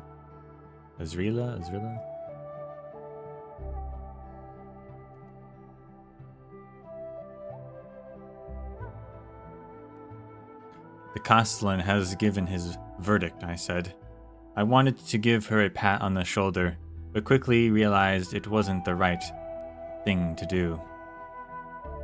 For the first time, her pauldrons seemed too big for her, and the straps rattled against her dagger. There was no way we could fit the cremation urns of 28 Oath Keepers into her baggage, no matter how hard we tried. Azrilla settled on something else, insisting on carrying their service tags with her at all times. They clattered and rang with every movement, but no one laughed. Nilla's weapon has been placed in the Vault of Relics. Her family will be here in a few days to retrieve her other things. Don't you want to go and see them again? No, she finally spoke. I intend to set off at once. Nilla's family placed great importance on traditions and turned down the Order's request of returning the cremation urns and her personal effects. Perhaps I should not question any further. My neck slightly itched. Perhaps several pairs of eyes were gazing at this place from behind the safety of the windows and blinds that demarcated the boundaries. Go forth and see to our mission. I opened the gates of the keep. The vehicle was already loaded and had been waiting for a while. The driver was meticulously cleaning the mud from the bumpers as it always rained in the north. I shall look after your patron firearm. I swear it by my name. Gratitude, Grand Treasurer. Azrilla then paused for a while. The crusade will eventually end. I guess she does have a firearm, she just doesn't really use it.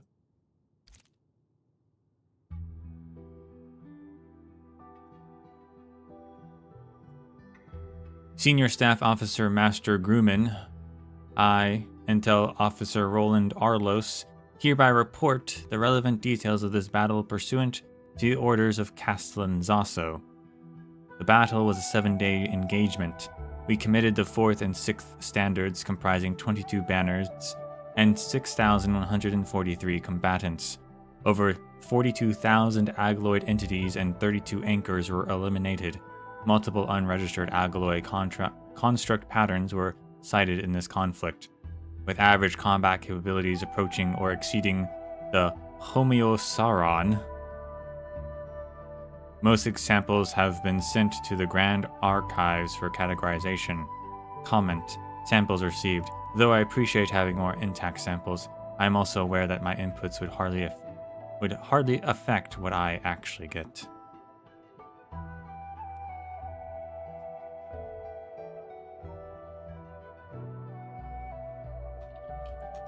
Homeosauron, does that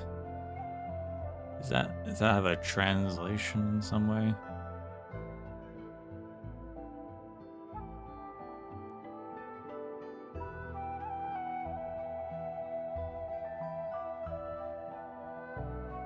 Oh, the first, Enfield does come up. The description of the effigy, the Homeosaurons, capable of mimicking human forms, or parts thereof. So, they are Agloid that look like humans.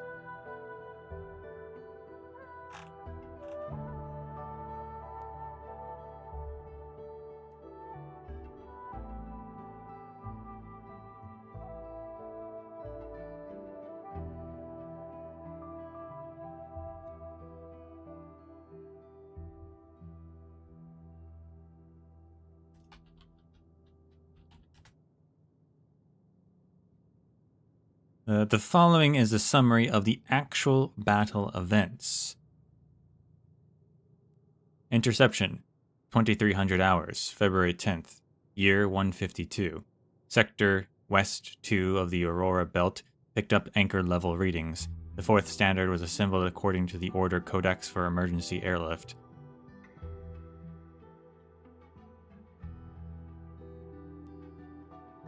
Oh, 05 hours? I'm not sure how you read that. 05 hours? I don't know. February 11th. Interception operation initiated. 08 hours. February 11th.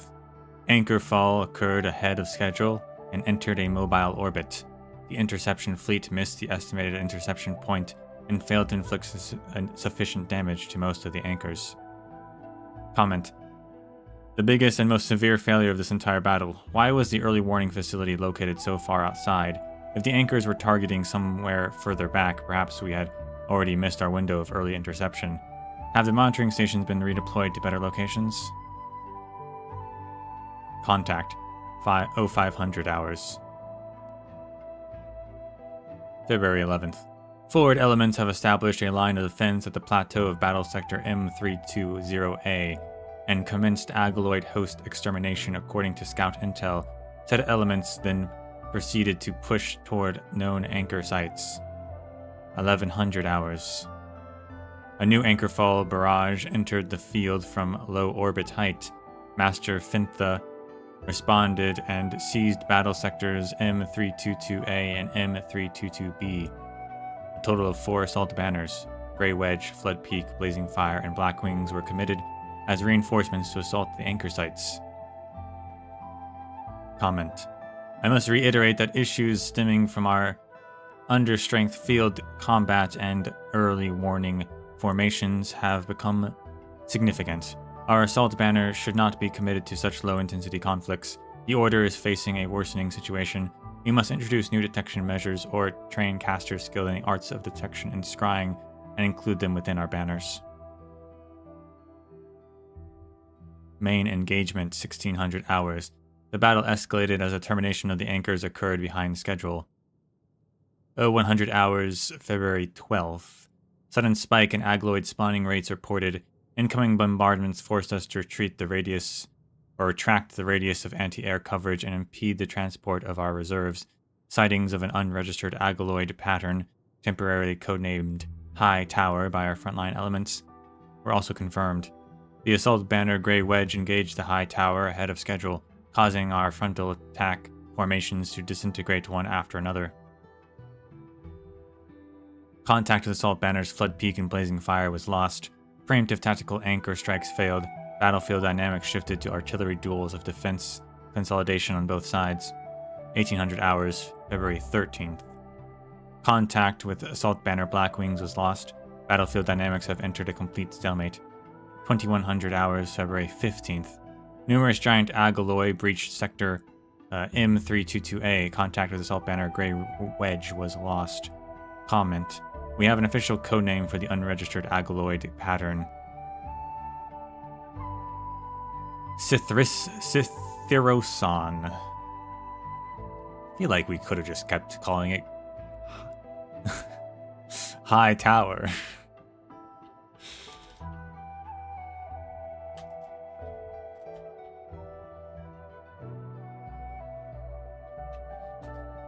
It'd be easier to say. What is a Cytheroson? Nothing comes up.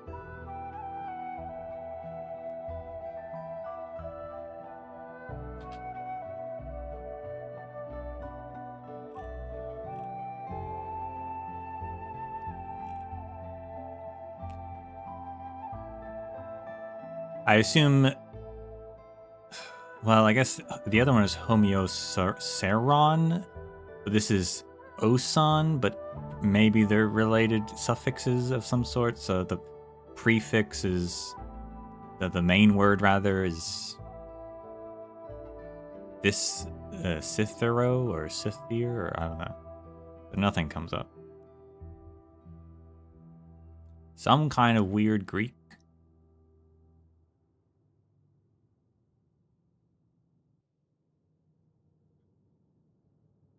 Endgame, 0800 hours, February 16th. Mothership from the 6th Standard arrived at the field, providing the required reinforcements for securing air superiority. Effectiveness of our artillery formations was reestablished. Master Grimir deployed 15 banners of foot and artillery that successfully arrived in battlefield sector M320A, 2300 hours, February 18. All anchors eliminated. About 80% of the alloy were neutralized. The remnants withdrew to the areas beyond the Aurora Circle. Pursuit was no longer possible.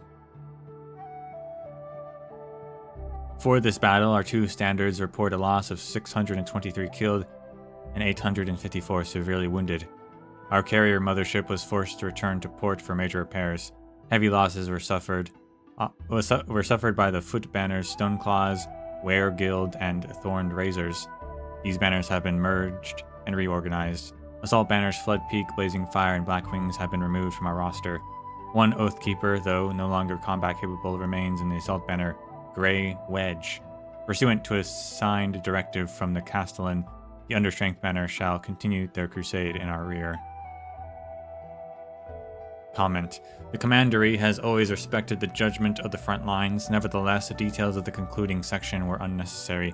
If you insist on defending that Oathkeeper of that assault banner, then I shall provide a more detailed analysis report regarding the Cytherosin.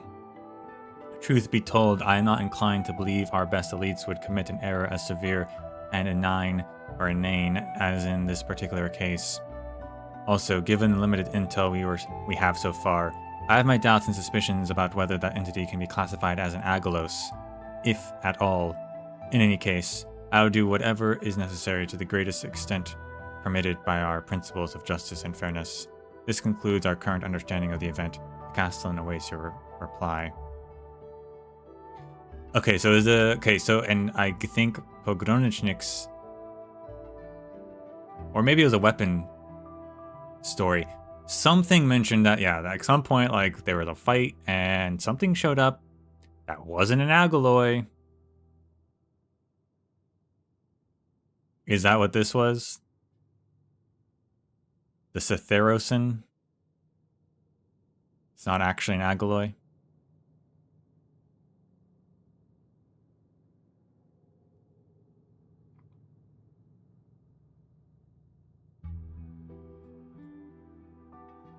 Comment. My opinion has been furnished throughout this report. The original shall be mailed to you directly. Note that the Grand Archives is extremely concerned with the sudden spike in alloid spawning rates. Your performances in this battle were less than ideal. Perhaps a face-to-face meeting can be arranged soon enough. So is she the survivor of Grey Wedge? Is that her banner?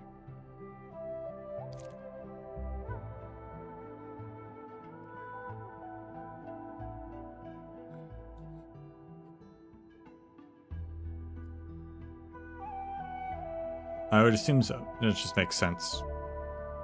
If they're including that detail in the story, it just makes sense that it's hers.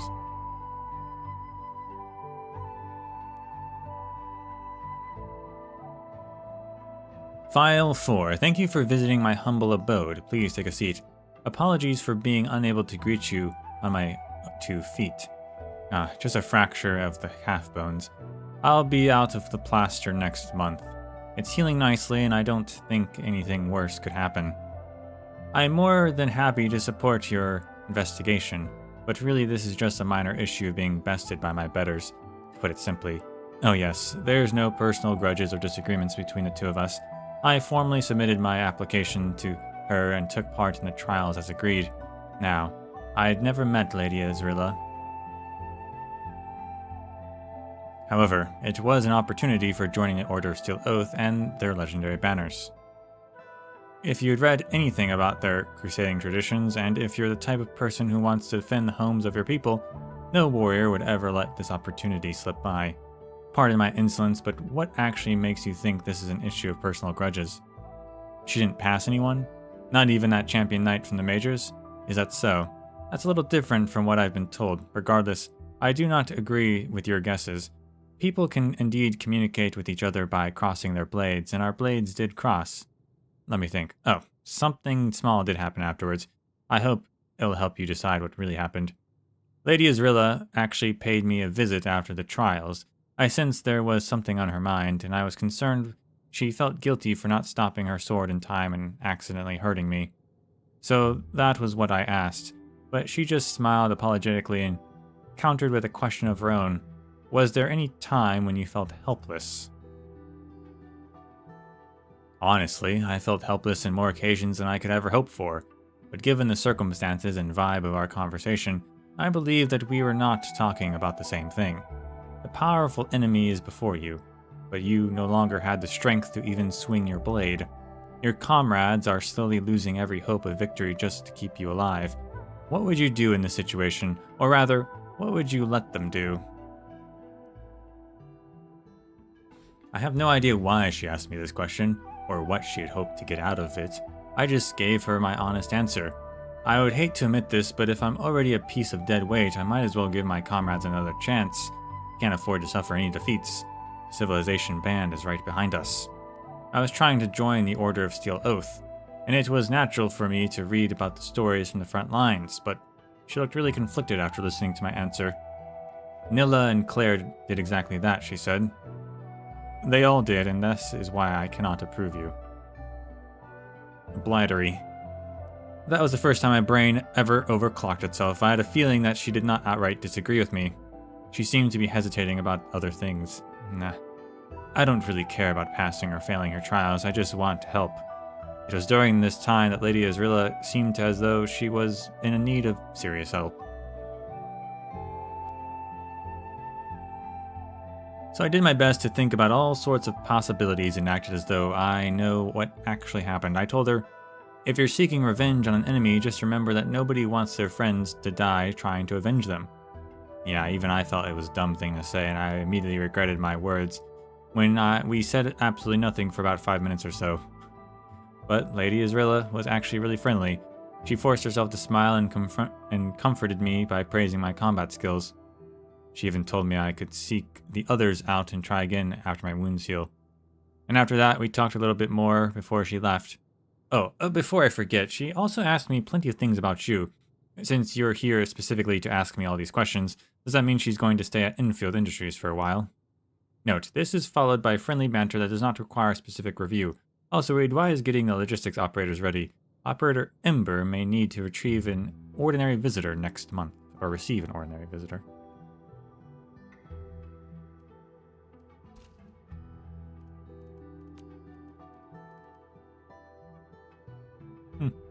Zhuang is a vessel furnished with various amenities, but she's not built for war.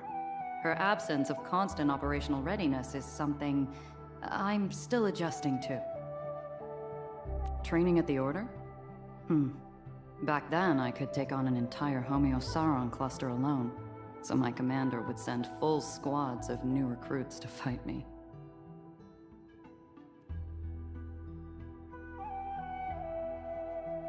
Beneath the Aurora lie the defense lines of the Oathkeepers. When battle erupted, the skies would be blanketed with swarms of hovering Angoloi. Of course, our battle carriers and escort aircraft would also... Wait, why is the mountain range running this way?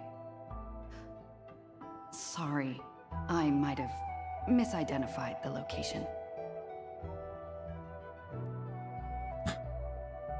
High-altitude drops into war zones are standard for my unit. Yet, up here, the very idea of altitude starts to fade. The operators here make excellent sparring partners. They value battlefield coordination and show great creativity in developing strategies. I've learned a lot from them. As an Oathkeeper, I must keep pace and never stop improving myself. The Intel office granted me access to some mission logs. So many gave their lives for what they believed in, even without ever setting foot on the battlefield. Maybe they have no regrets, but I find myself pondering, what can we do to prevent such sacrifices from happening so often? This armor suit is intricately designed, and as Oathkeepers, we must learn the engineering skills that keep it operational.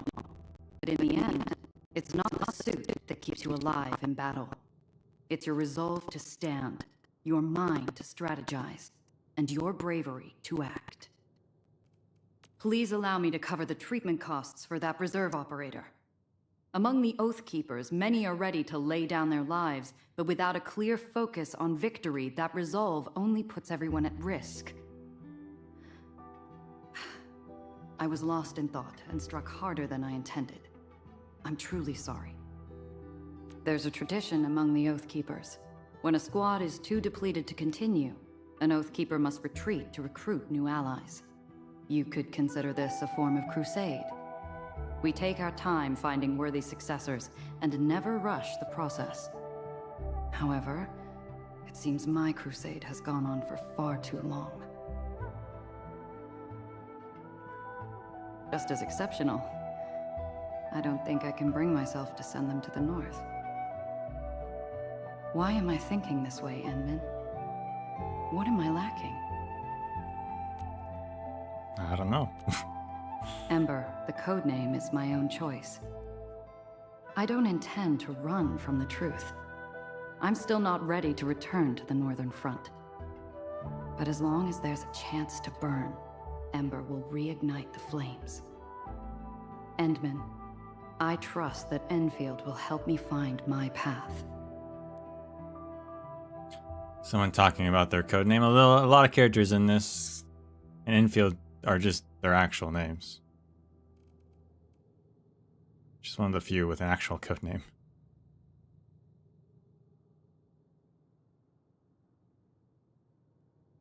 Standard security units can handle Kryosans, but the situation changes entirely when 3 Lysorans are present.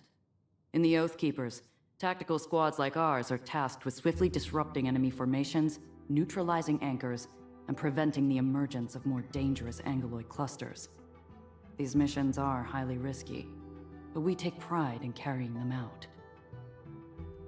A depleted squad shall be withdrawn to the rear to recruit new soldiers, serving as a special recruitment channel for the Oath Keepers. Those who come to challenge me simply wish to join us. They hold no personal grudge against me. Of course, victory alone doesn't guarantee enlistment. Strength and skill are essential, but what truly matters is what the fight reveals about a challenger's character. It's an interesting recruitment method to... I guess it gives people a break as well. But does that mean that they're only recruiting when there's a depletion, or are they also actively recruiting new numbers as well? I feel like they should be.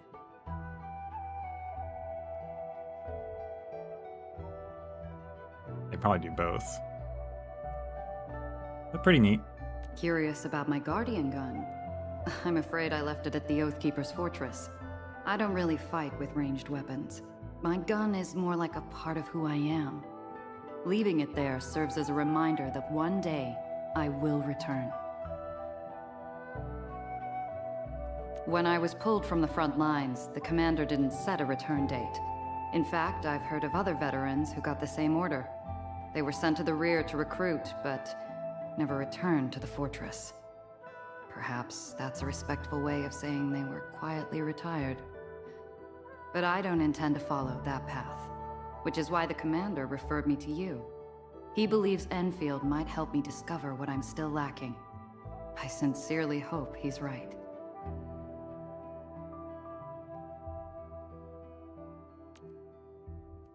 During the First Angoloid War, a coalition of elite forces was formed to push into the north. They vowed to fight to the bitter end, beginning a long, grueling war of attrition. This marked the origin of the first Oath Keepers. Actually, the commander once told me that it was you, Enmin, who helped them re-establish communication with the rear. And now, here I am recounting this story to you. Feels almost surreal. Tactics and technology may give us an edge against the Angoloi, but once a battle escalates into war, the loss of life becomes inevitable. When the First Angoloid War ended, Anchor and Angoloi activity had significantly waned. Yet, many years later, when I was serving as a soldier, the clashes on the front had already started intensifying. Perhaps the true war is only just beginning. The northern defense line is never a fixed boundary. Each day we fight for every inch of ground against the Angoloi. When the fighting grows fiercely intense, our soldiers may even carry building materials into battle, rushing to construct new strongholds on freshly seized strategic points. We never retreat from the defense line, for we ourselves are the defense line. Like ordinary fire, my Originium arts can ignite materials and burn enemies. With precise control, they can even be used to disinfect wounds and regulate body temperature. These techniques may prove useful in battle, but they are no substitute for real medical arts. It's always best to evacuate the wounded and get them proper treatment ASAP. Even at the height of battle, the supply of Eripathy suppressant to the front was never interrupted. As an infected, I fully understand how crucial that is. It's hard to imagine how people lived during the Age of Terra. Originium-induced catastrophes never transpire here, and the infected are no longer persecuted on a large scale. Perhaps this is proof that we've come a long way. Terra was a mess. Are we collecting this? Understood. I'll keep an eye out.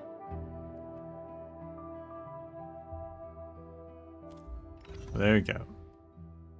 One day she'll return to battle. But not yet.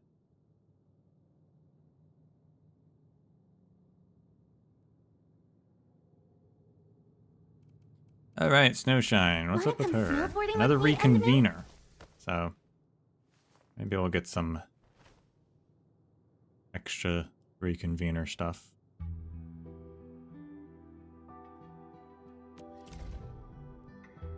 Faction, Rhode Island. Race, Ursus. Expertise, outdoor survival, living off the land. She's the 5-time consecutive champion of the SAR 1-hour Field Chow Gathering competition. Wow.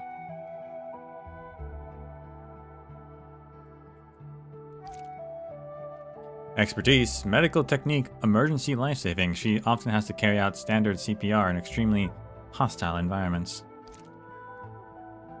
Hobbies, freestyle skiing. I feel lighter whenever I step on a snowboard. It felt as though I'll just start lifting off the snow. Hobby 2, natural altruist. To Snowshine, almost called her Sunshine. To Snowshine, helping people with errands and chores every now and then has become a habit of sorts.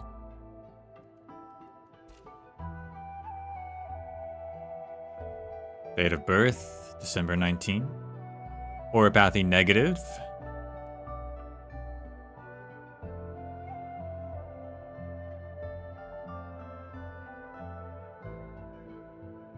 So she's clean.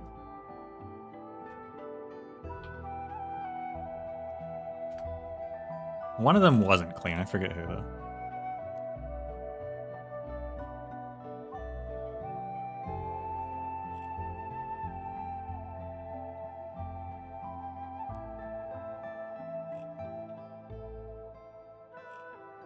Unless I'm mistaken.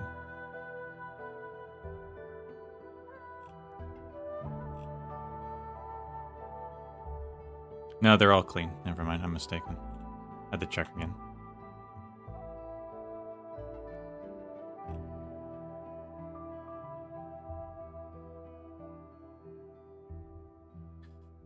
Strength, excellent. Combat skill, normal. Tactical acumen, standard. Or Originium assault. Oh, I can't read today. Originium arts assimilation, standard.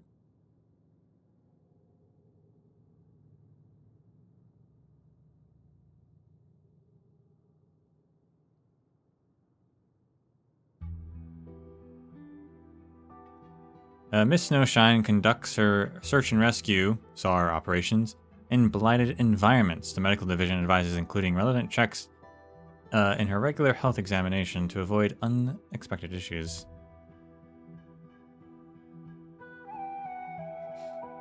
Operator Snowshine works for Rhodes Island. As a SAR professional, she has engaged in multiple search and rescue operations jointly carried out by Rhodes Island and Enfield Industries, resolving a range of complex issues in the process. Snowshine now serves as Enfield Industries' SAR liaison. Operator Snowshine has, in multiple occasions, demonstrated her extensive experiences in conducting SAR operations in the North. She has provided the value of her survival skills and her ability to quickly respond to various contingencies. Snowshine enthusiastically recounted her successful SAR mission rescuing the Oathkeepers and polar caravans, highlighting her careful planning, precise execution, and strategic decisions in overcoming natural hazards. Snowshine's engineering background gives her vital technical expertise that has been key in her SAR missions. The operator is extremely passionate and dedicated to her work. Her deep experience in both engineering and SAR operations makes her a valuable asset to Enfield. Marvin Mullen, HR.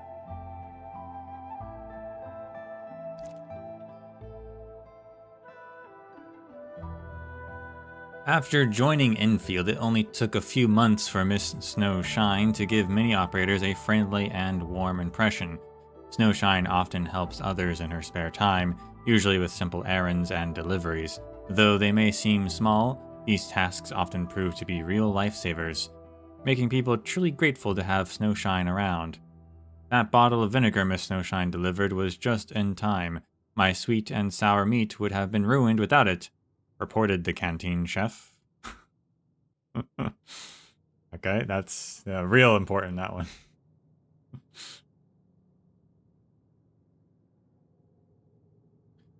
Miss Snowshine also spared no effort trying to popularize SAR knowledge and polar survival skills, and often gave everyone proper demonstrations.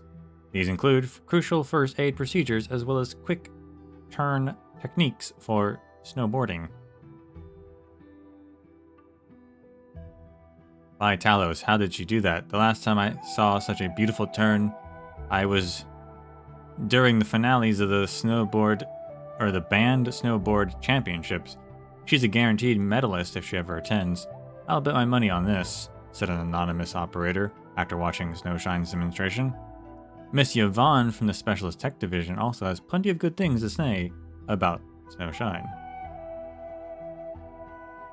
Oh ho, this is the first time I've met someone capable of using ice-making arts units with such expertise. Alrighty, I hope Snowshine can test more of my ice makers. She'll shave at least 10 days off my testing phase. However, canteen staff responsible for stocking the shelves would post warnings when Snowshine returns to Zhuang. Extra attention must be given to prevent the dessert bar from being left with only the labels.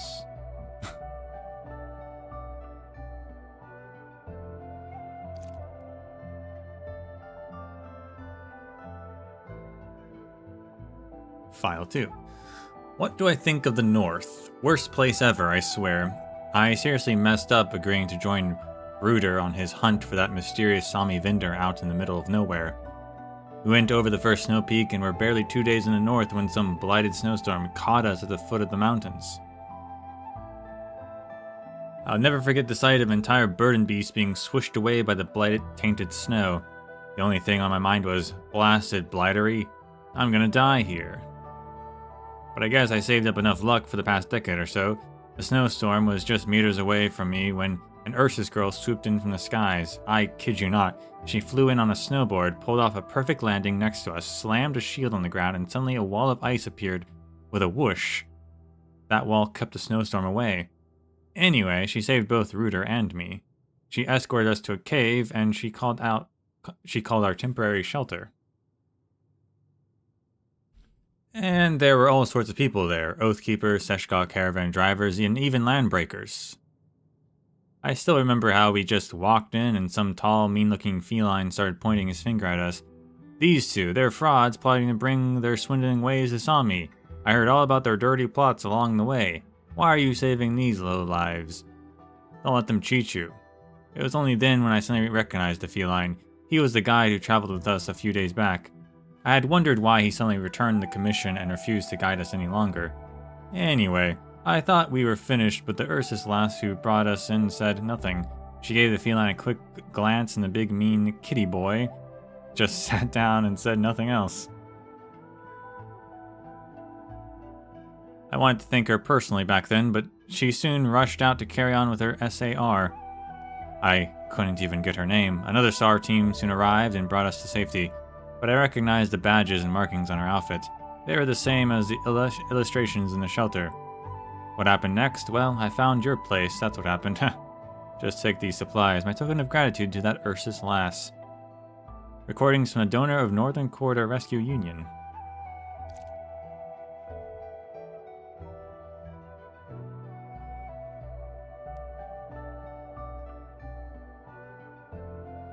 Even landbreakers. So landbreakers could just be chill if they wanted to, huh?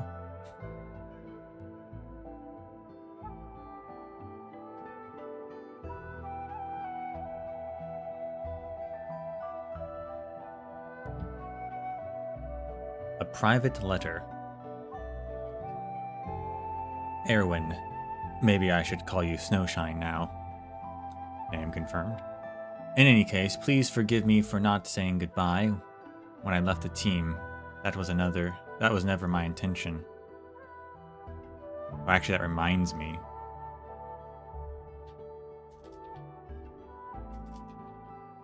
Before we go further. Aurora. Because sometimes they choose different birthdays, right? Aurora, her birthday, it's one day off. Aurora's birthday is December 20th.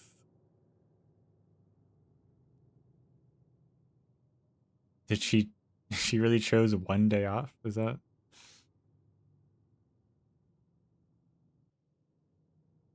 Okay, fair enough.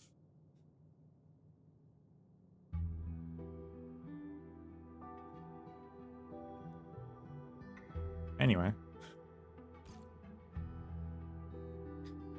That was never my intention. But my captain and my attending surgeon, Marguerite, told me to leave the north immediately. They said it would prevent my hallucinations from getting worse. Yersh is a beautiful city. We don't see any auroras here, but there are equally majestic mountains and snow. The ridges are untouched by the blight or the agaloy, and are linked by crisscrossing cable tramways that the city is so famous for. I took quite a few rides in them, and the experience of gazing into the vast snowfields without worry is unforgettable. You must have been surprised by my decision. Someone who had sworn to stay in the north and the SAR team for eternity was suddenly beaten by a most mundane and ordinary blizzard. What I want to say is that sometimes people are not as strong as they like to think. Perhaps I'm actually more fragile than I think I was. I never feared blizzards, the blight, or any other disaster that could suddenly swoop in and take our lives. But when I saw Nelson lose a leg after getting sucked into the blight while trying to save that unlucky prospector, and after learning that Lisa lost her sight from overexerting her Orangenium arts to give everyone an early warning, I started doubting myself. I began to think if I had fallen short, and my suspicions soon spread to other members of the team.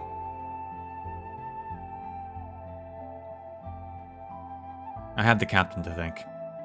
I was about to use the arts unit when he stopped me and ordered Medical Officer Marguerite to give Ryder the timely treatment he needed. He saved me from doing something I would have regretted for the rest of my life. Erwin, of all the young people on the team, I have the highest expectations for you. In fact, I believe you are the perfect candidate to succeed as deputy captain. You value friendship and care for others deeply, often to the point of neglecting your own safety. So take this as advice from someone who's been through it. Never forget to look after yourself, especially when you're out there saving others. You are important and irreplaceable to the SAR team and everyone who cares for you. I look forward to your reply. Feel free to let me play the host in your visit to Yersh. And try to bring the captain along. I'll take you all to the best fondue in town. It tastes exactly like you described to me. Madeline Crick.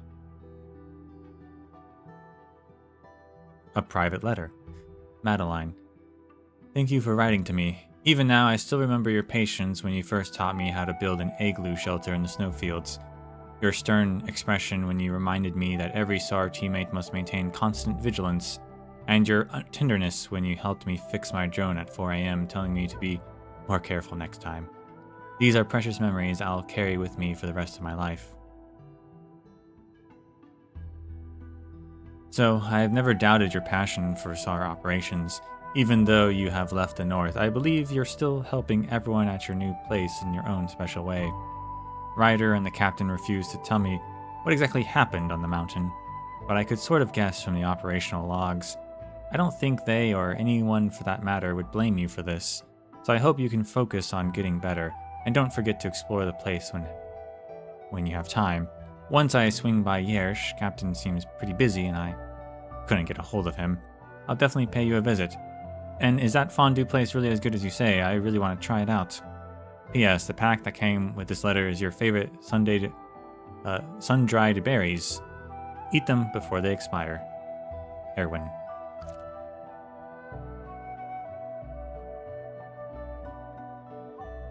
Log ID 0. Oh, this message is for me at some point in the future, and the person who could hear these logs. After leaving the woods, she once said, try recording special and unique moments in your life. It may help you anchor yourself in the world. Till now, I don't know if I really understood what she meant, and I'm unsure what type of moment can be considered special and unique, so I might as well record everything that I think is worth remembering. Log ID 1. This is my first time leaving Rhodes Island and stepping on the land of Talos 2. It's more spacious and open than what the maps and panoramic holograms suggested. There are also plenty of things I have not yet seen in her memories, although this place is quite different from Terra.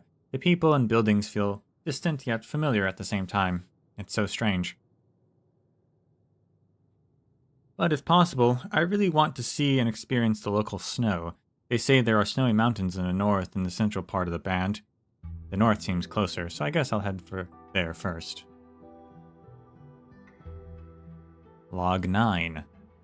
Today I arrived at a snow-capped mountain in the north. I left right at home, or I felt right at home, and in this polar landscape.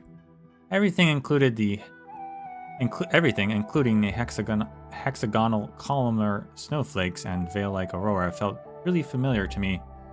Before I forget, I ran into a huge blizzard when I made my way down the mountain.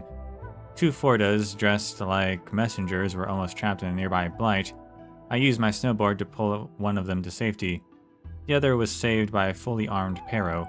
He escorted them to a safe place in a timely fashion. I later learned that the Pero is a volunteer with the Northern Corridor Rescue Union. They are planning to establish a professional SAR team.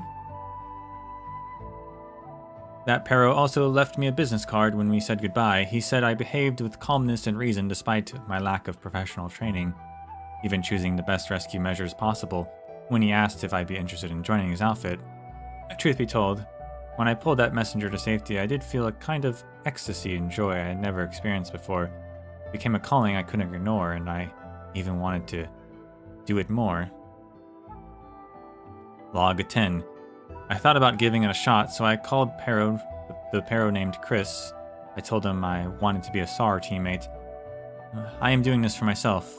The sunshine after the blizzard was also especially bright. I want to see that again. Left Rhodes Island and immediately became a SAR. Okay.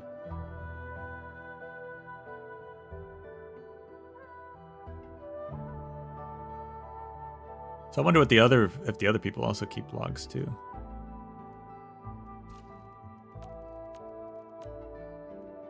I learn tons of new stuff every time I step aboard Zhuang. There's tech and machinery that I've never seen before. Special combat theories, bold monitoring plans. I can barely keep pace with everything. Endfield is just awesome, and I mean it. I wonder how she got to Endfield then.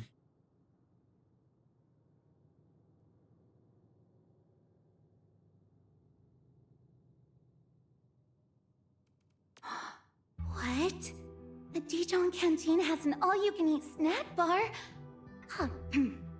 Apologies. I was just a little surprised. No, of course not. I'm not going to eat everything. Honest. Endman, you came at just the right time. My package just arrived, and I wonder if you're interested in trying out my special cheese fondue? Oh, the flavor? I think it's quite special? Oh, plenty of my colleagues told me it's an unforgettable experience of a lifetime. Stretching will help limber up the joints.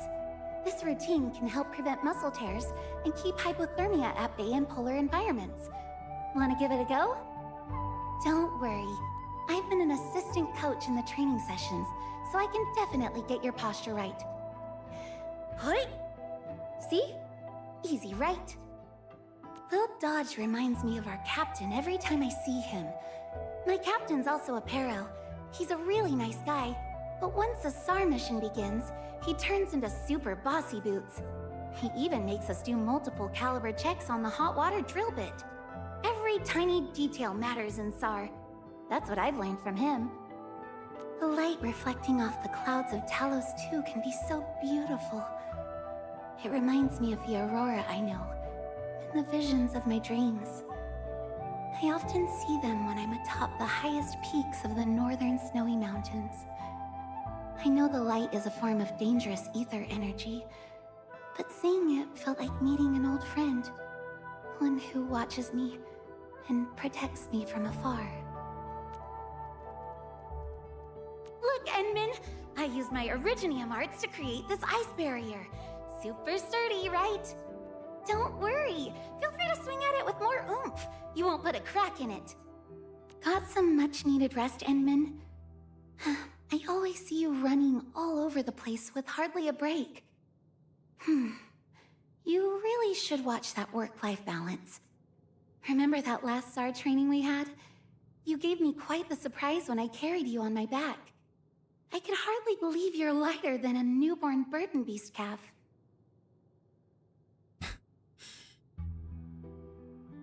Alright, we've got 2 operators who've carried us now.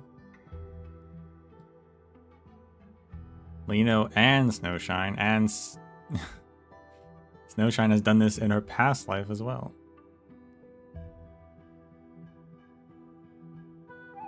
Not every SAR operation is a success story. Sudden changes in weather or terrain can happen in ways faster than you expect. This is why I would triple-check my gear before setting off on a mission. Drones, thermal imaging cams, every piece of equipment is an important assistant for any SAR operator. They're the reasons why we could launch bold rescue plans with confidence. I once rescued a father and his daughter in an avalanche. They probably had an argument and deliberately ignored each other in the temporary shelter I built. But when the blizzard came down hard, the father always set aside food for the girl, and the girl did her best to care for her old man. They were successfully evac'd, but the two still refused to talk to each other. It made me wonder if that's what the bond of kinship is about. Even if they couldn't find the words, family would always stand up for each other in crucial moments. Saving lives is no easy task. I never fantasized about rescuing everyone without making sacrifices. I'm the only one left from my cohort of SAR teammates. Light disasters left a few with crippling disabilities. Some lost their minds in the frigid, snowy nights. There were times of confusion and moments when I felt the touch of fear. But you Enfielders are so awesome and so strong. I believe all of us will be capable of going further and higher, all thanks to your support, Endman. So the whole team's gone now. Not just Madeline. What about this snowboard? It's a gift from Lady Warfarin when I left Rhodes Island. The board's constructed using rare materials just like my shield, and it's ultra versatile in SAR missions. Endman, are you interested in snowboarding? I can totally teach you all about that. The Search and Rescue Organization is under the Northern Corridor Rescue Union. Our missions typically involve messengers working in the north, traveling merchants, and military scouts who lost their way after being ambushed by the Angoloi or beasts. My SAR teammates come from all across the world, and most of us are volunteers. The SAR experience was a constant battle against the ice, snow, and rough terrain, but it gave me a chance to meet all sorts of different people. An operator recently asked me about joining the SAR. It isn't hard, really. Just constantly train yourself for mountaineering, endure hours of non-stop rescue operations, master some polar survival skills, learn how to avoid anchors and large beasts, and complete the full first aid training course, at least to the level where you can handle sudden neuropathy. Finally, pass the special field trial designed by our captain, and you'll become an official member of the SAR. I like the snow, the white-capped mountains, and the shimmering beauty revealed only in the frigid cold. This is why I don't want them to leave painful memories to the people they touch. When people see the snowy mountains, the first thing they remember should be the enrapturing views from the summit. And when the snow falls, I hope they think of pristine crystals and blossoms of ice. It would be so sad if all anyone thought of was catastrophe. Endman, I will continue to strive towards these goals of mine. Were you looking for me yesterday, Endman? I'm so sorry I didn't notice back then. I was definitely taking a nap to make up for missing sleep. Yeah, napping is the first thing I'd do after coming back from a SAR mission. And sometimes I would accidentally oversleep by quite a bit. But you can simply wake me up if you got an emergency. The sound of your voice will get me up and ready in no time, Endman. Definitely. SAR training is super important. When natural disasters like an avalanche strike, people can quickly shelter themselves in safe, sturdy places, and that would greatly improve their odds of survival. But this could only happen when people have strong disaster awareness. So, Endman, you'll be attending the next SAR training session, right? It's got a topic about Gilberta. That's cool. Is Miss Gilberta aboard Zhuang as well? Oh, it's just that she really went out of her way to help us in multiple SAR missions. She delivered vital supplies, airlifted the injured, and even pinpointed a mid-air SOS signal in the middle of a terrible blizzard. The SAR team tried giving her a token of our appreciation, but she turned everything down. In the end, she asked for a few photos of a nice view from the snowy peaks. What do you think of this one? I made the photo frame myself as well. Polar survival is not easy. Essential knowledge includes proper overnight camping to avoid hypothermia during blizzards, finding edible food in the blighted ice fields, identifying sturdy footholds to cross glaciers, and most importantly, plotting a safe passage to the objective.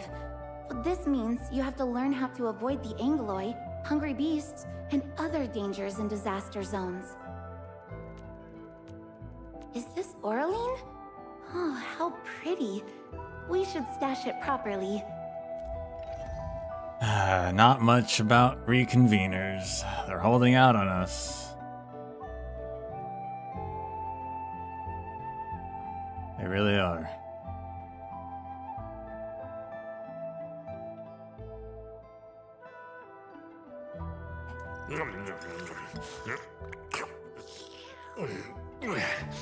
You get a job from it?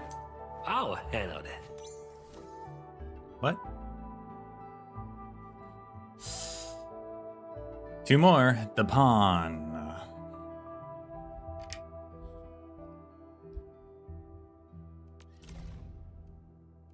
Faction is Hongshin. He's Ursus. Expertise cooking. Skillet, steaming, deep frying, stir frying, and stewing. Master the stove and you master the 100 arts of cooking. The pawn will not hesitate to use his secret ho-ho art of stove fire to perfectly balance the riot of flavors in his dishes.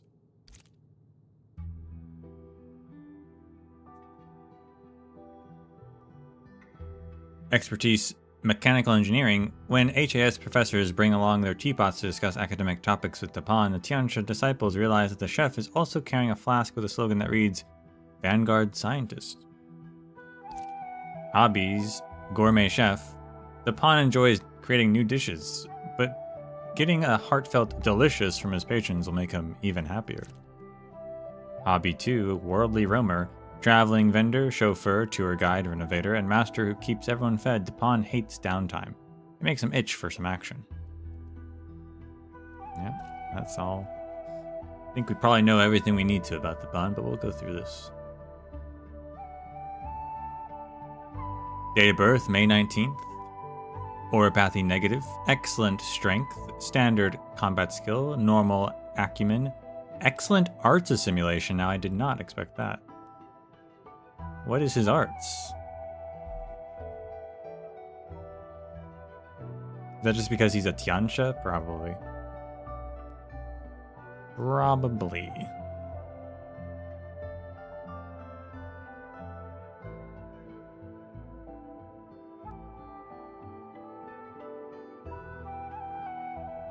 HR summary.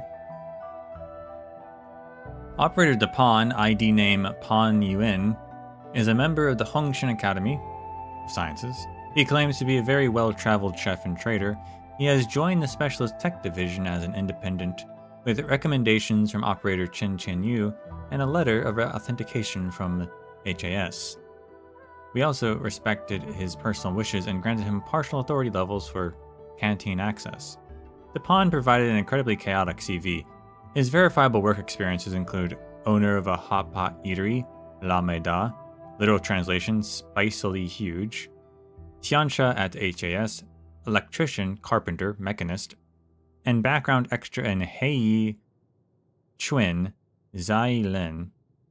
Literal translation, Fist of Combined Will Revisited. You put that in his CV. I guess you, why wouldn't you, you know?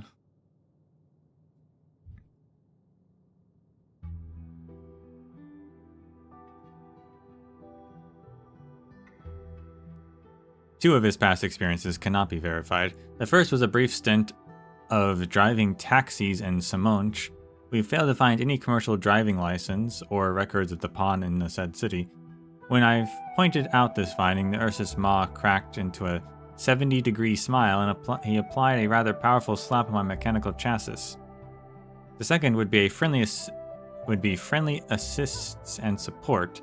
Tapan claims he part-timed as an ornamental burden beast stand-in for 3 days at La Fantoma. By the time I realized that I had been misled into an engrossing dialogue about unlicensed taxi driving and ornamental burden beasts, we had already been talking for 4 hours, and I had neglected to ask Tapan about the experience that he should remember best, his time as a Tiansha at HAS. A stand-in burden beast? While verifying his experiences in HAS, Tapan became visibly downcast and displeased. But he quickly resumed his smile and deflected the topic with a casual joke. When he showed me a friendly group photo of him and other ornamental burden beasts, I could obviously tell that he was trying to avoid talking about his disagreeable past with other Tiansha. But this is not a negative consideration for Enfield. Since Tapan is still affected by the science station incident, it proves that he remains deep inside a HAS Tiansha, who upholds a strong sense of principles, responsibilities, and duty. Marvin Mullen, HR.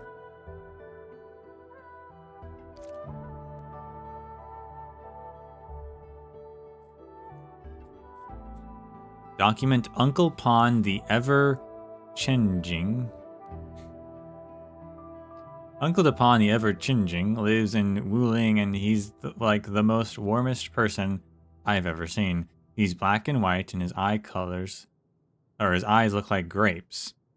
His ears look like gold yuanbao, and he looks very cool with his sunglasses. Uncle Pan even can transform, and he's got all sorts of clothes like a big white chef apron or crew overalls. Sometimes he also wears a yellow plastic hat. Uncle Pan also has a hot pot shop and told us that we can have meals at his place if we miss home, and if we got tired of hot pot, he'll make other delicious stuff like mantou buns, flashy fried kidneys, or sweet sour fins. The best food made by Uncle Pan is the vinegar bok choy and refried meat, and he wants to make them the chef's special. But sometimes Uncle Pan plays pranks on us. He puts spicy sauce in my lunchbox but tells me it's magic jam, so I share the magic jam with my friends, and everyone says, and everyone got sausage lips? Or sausage, okay. Uncle Pan takes care of the kids, and he also helps other people. He can fix power meters, do plumbing and pipes, chop the bamboos, cause Uncle Pan is also helpful to everyone. Everyone also wants to help Uncle Pan, but Uncle Pan is really powerful, and there's nothing we can help him with, so we give him delicious fruits and sweets, and the landlord ordered his hot pot shop rent. Wow. Now that's crazy. People say that Uncle Pan is homeless because his home exploded, so he has to spend money to live in a friend's home. One day I asked Uncle Pan why he made no money after working for many years. He told me he spent all the money on food, but later I learned that he spent all the money on the kids. Chen Yu? I assume this is when she was a kid, but it would also be hilarious if it wasn't.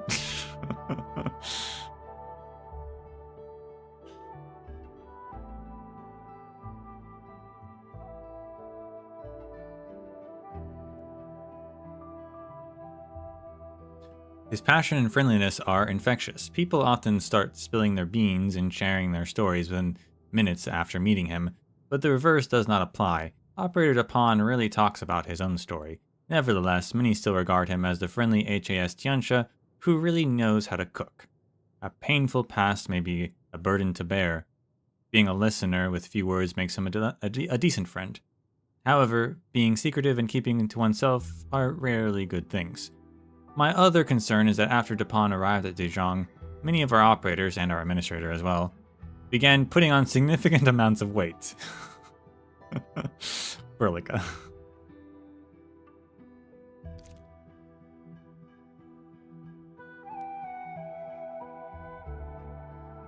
List of candidates for Vanguard Scientist Award. Author Luo Shichao.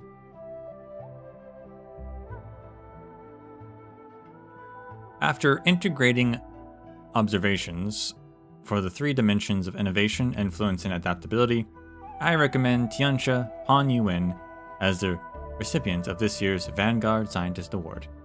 His work so far occurred a total of 12 academic achievements, and he has attained 6 sustainable development goals for HAS. Very few awardees from the last 10 years have achievements on par with his, and Dupin is not yet 30. Although I am his mentor, I can guarantee that my evaluations are completely fair and balanced. When Dupin Yuan knocked on my door and described his wish to be on my project team, my first reaction was to turn him down. The young man had left a relatively poor impression with me back then. He played ping pong with explosives on fire. He also got several veteran and well-respected Tianxia to perform tap dance on a digital poster for creative Mao La Guo cuisine lovers. He built several high-speed battleships from scraps and attacked our subterranean cryo-storage facility with his fleet.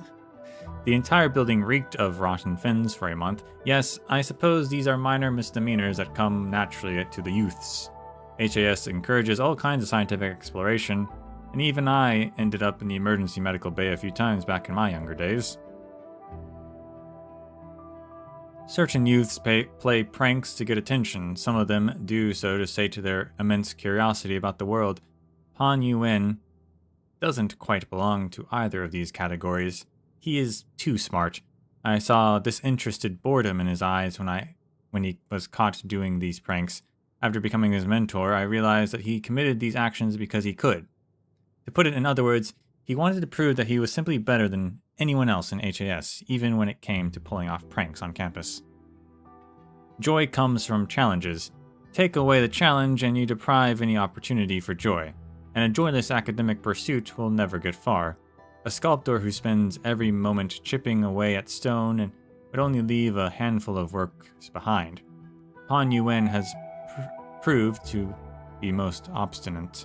This stone must be properly polished to reveal its true beauty, but only another slab of stone harder than him could hope to bring down his pride and chip away at his edges.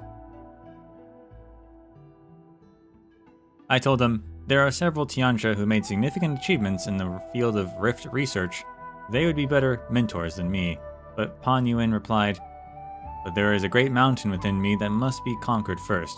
Your projects and research focus are the only things that match my goals. At that moment, I saw confusion, pain, and maybe a subtle dash of cautious hope in his eyes. Maybe my judgment of his character was not entirely correct. Perhaps something changed him. As long as he is persistent, I have faith he will change for the better. And if you must have a reason for not giving him the reward, there is the matter of his rather impulsive temperament, and also because he was cooking in the lab and deliberately mislabeled a tub of puffed rice as a reducing agent. Maybe he didn't want others to steal his food, but this action completely wrecked my first prototype. Okay, we're getting some backstory of like even further back than the science station.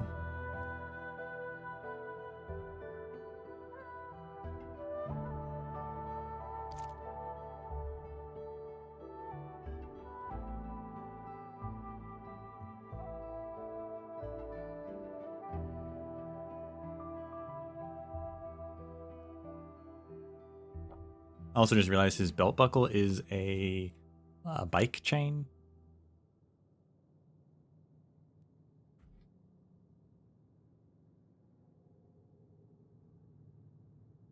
A funeral speech. It was an ordinary morning, like all the other mornings that HAS has received before. But when the sunlight poured into the office, my husband had already passed away in his dreams. He committed his entire life to the Hongshan Academy of Sciences. Naturally, there was a time when I hated it. Whenever I stepped into the corridors to deliver his meal, I felt only annoyance when I heard the all-knowing Tianxia debate each other. I didn't care if they were trying to get permanent tenure, jostling for higher positions, or really trying to get people fed. I didn't want to know why they were creating stacks of paper with no actual benefits to the environment. None of these things mattered to me. I didn't understand why they would neglect their own lives just so others could survive and live theirs.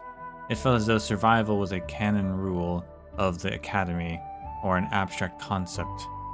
Perhaps their entire philosophy, career, and even existence was just part of this obsession of theirs.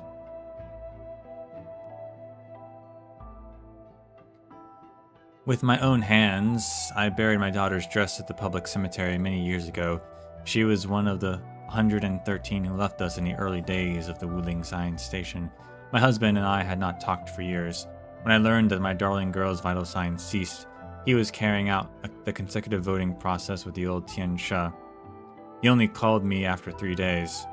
I was in tears when I asked why we couldn't bring the children's remains back home.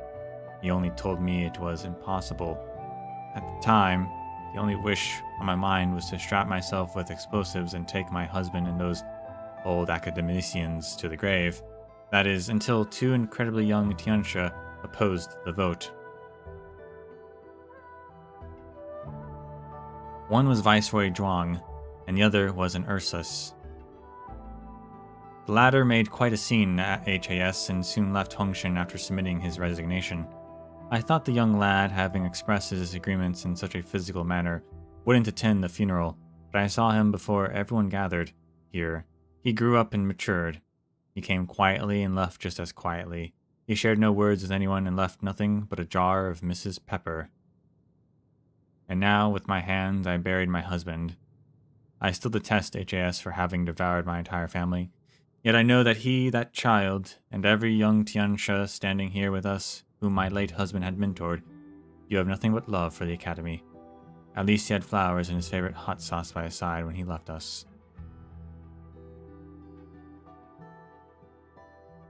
File repaired audio log. Dozens of hours had passed. Unfortunately, we have picked up no vital signs in the vicinity of the very large rift. Since we have a unanimous consensus, we shall act upon the decision and cease all SAR operations. Objection! I'm not going to argue whose proposal it was and how it ended up this way, but at least have the common decency to bring our people out, dead or alive. How can we even face their families after this? Zhuang Fangyi, don't you dare side with them. Calm down and let me say something. Professor Wang, I believe Tianxia Pan is right. Giving up right now goes against the collective, as well as individual spirit espoused by the HAS. I recommend continuing our SAR operations. Zhuang, I couldn't believe you actually agreed with Tianxia Pan on something, but this isn't the moment or place. Listen to us. This isn't giving up. We simply couldn't get it done. As Tianxia, you should use the balance of reason and understand this is us weighing the living against the dead, and now get back to your seats. Couldn't get it done, then think of something to get it done. Not everyone is like you, Pan Yuan. Yinny's expletive.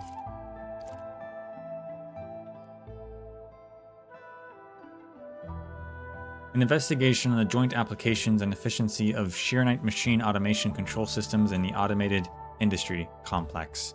Abstract. This investigation specifically focuses on the automation of Sheernite machinery and discusses potential possibilities and concepts for jointly applying said machinery in the automated industry complex. This paper explores actual scenarios and applications for interdisciplinary and multi-sector efforts for integrated blight containment and remediation, and summarizes methodologies that improve safety guarantees as well as the efficiency of coordinated operations. The aim... Keywords: mechanical engineering, Enfield Industries, Rift, blight, cooking, food, safety, efficiency, optimization. References: Enfield Industries 10-year plan and recommended milestones for the automated industry complex. Enfield Industries sharing of open source technologies of AIC automation approaches. Enfield Industries an overview of applied technologies of Orangenium circuitry. Huang, MZ, and Lo SQ field applications of Sheernite protoforms and the remediation of blight trauma. Acknowledgement. It isn't an everyday thing when you can simply open the dorm room to converse with authors of the works you cited in your younger days. I know I helped solve a few problems here and there, but looking at the bigger picture, I actually received way more assistance in return.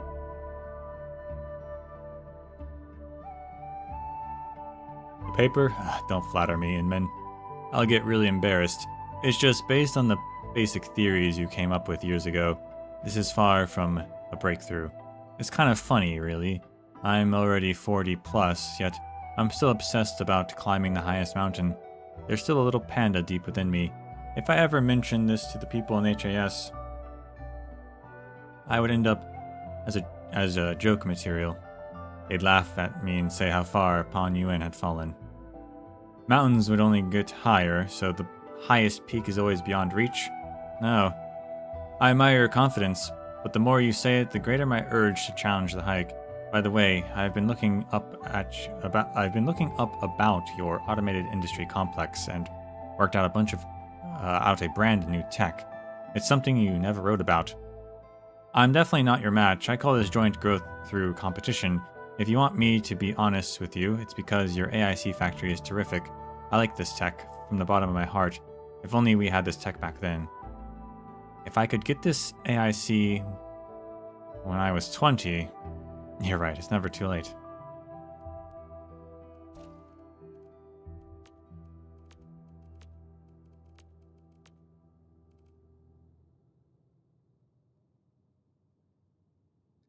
So it was a bit of a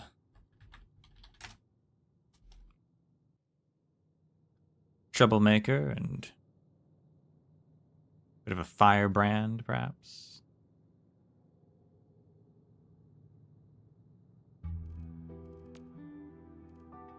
Hey, yo, you lost the weight again.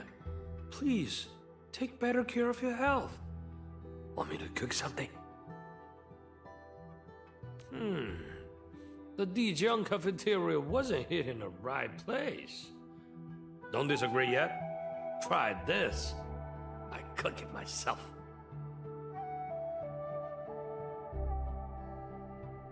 Heard you talk to the youths who disagree with me. It's alright. I don't care if they're tianshi or chefs. Not everyone aboard Zhuang has the time to share a few words with an old panda. I see plenty of academy tech aboard Zhuang. Extra pieces of hard work carried out by the HAS Orbitotech experts. You definitely can picture this bunch of loud, angry Gaugers.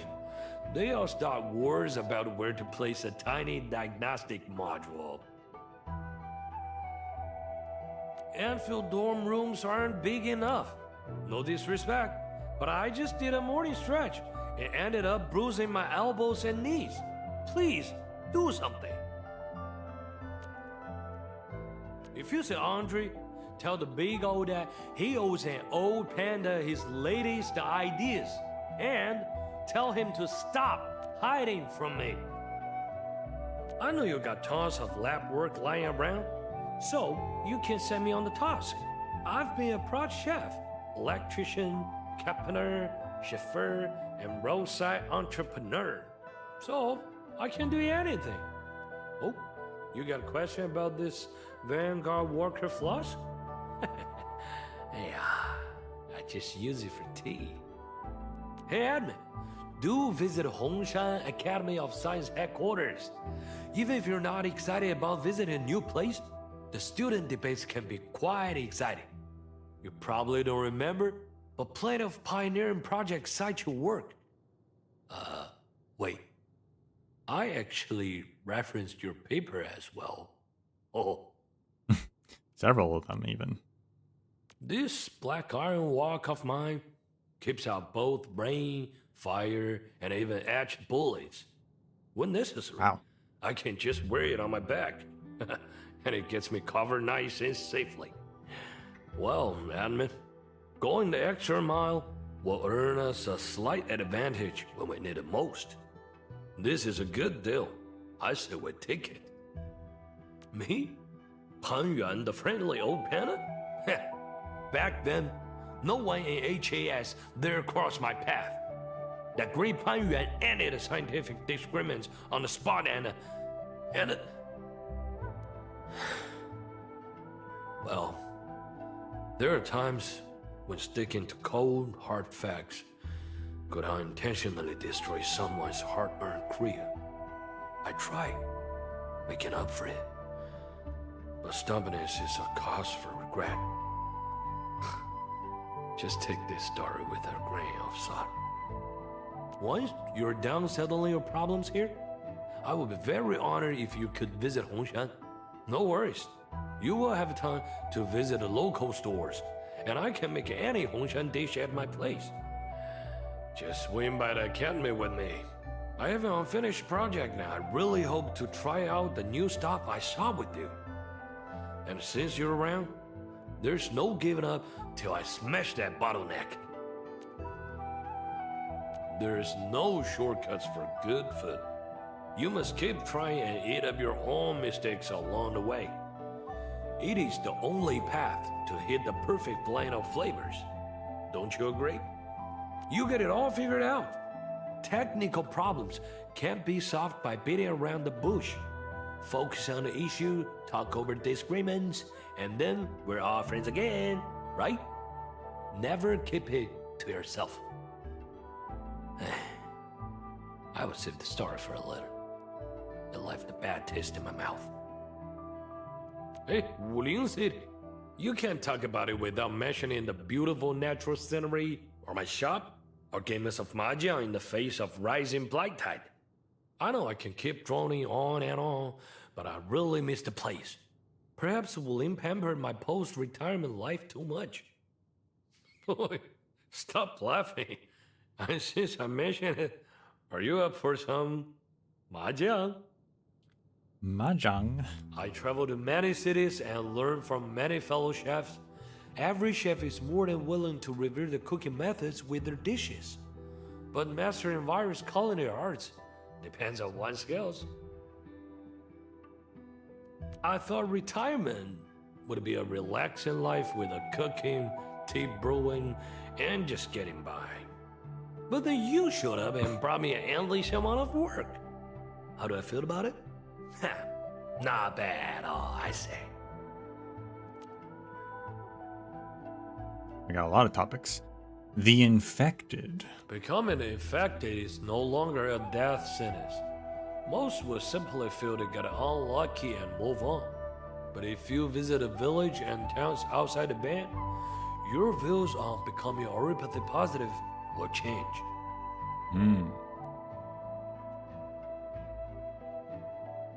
So, places where they probably don't get enough medicine and everything is still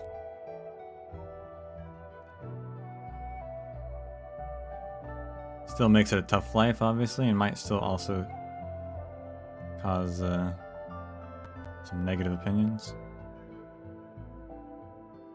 We've studied a very large rift beneath Wulin City for years.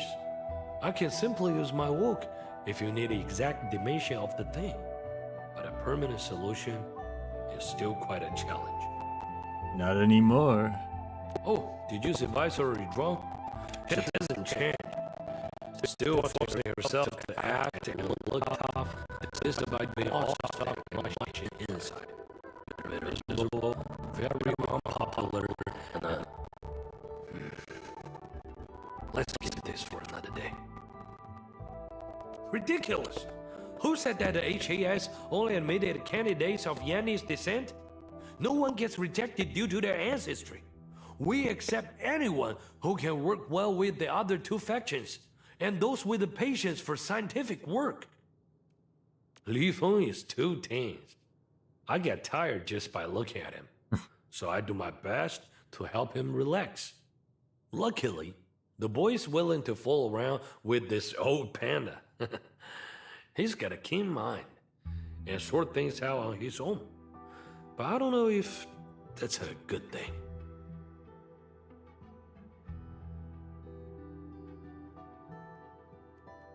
The AIC factory will greatly improve the nomads' lives. Nevertheless, everyone has their own ideas, and great enterprises will always run into bombs. We just have to bear with it. This old panda is just doing his best, and won't claim credit for what we achieved in Valley 4. I'll keep this Arlen for you.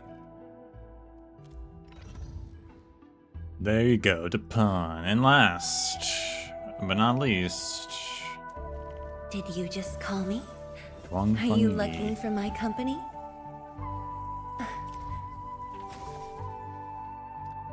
Race, killing. We don't need to get into that. I've said my piece. Expertise, prodigy. Her knowledge is vast and her experience extensive. She is often the first to figure out a solution in difficult times. Expertise 2, team management, emphasizer. She is attentive to every detail when welcoming guests and handling various tasks. Working with her is like basking in the spring breeze.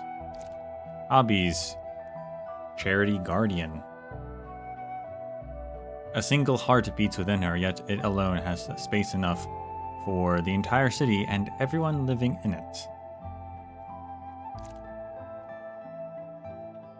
Culture, sunrise industry. She has plans for the future of Wuling, and they go far beyond sheer night technology.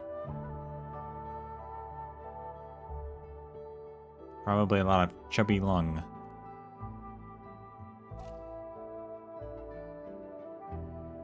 August 7th, we just missed her birthday. Oropathy negative. Standard strength, standard skill, excellent acumen, outstanding arts of simulation. Very small human resources. HR Summary. Operator Zhuang Fangyi serves as the viceroy of the Wuling Scientific Development District and also the Tiansha in charge of the novel Shearnite-based materials project. Upon recommendation from Hongshen, she entered into cooperation with Endfield Industries to conduct Rift-related research.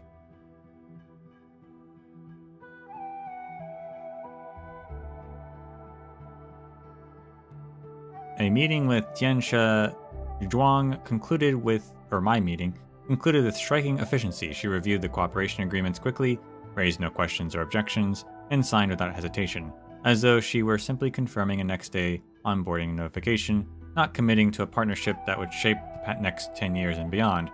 Where does such unconditional trust come from? Perhaps the Endman has the answer. Marvin Mullen, HR.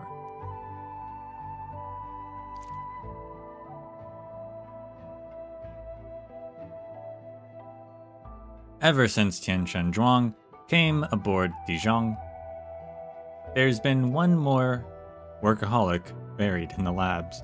The Tiansha approaches her work with great enthusiasm. Every day she packs her schedule herself, ticking off each task without wasting a second. Her home back in Wuling stays spotless, so clean it feels as though no one has ever lived there.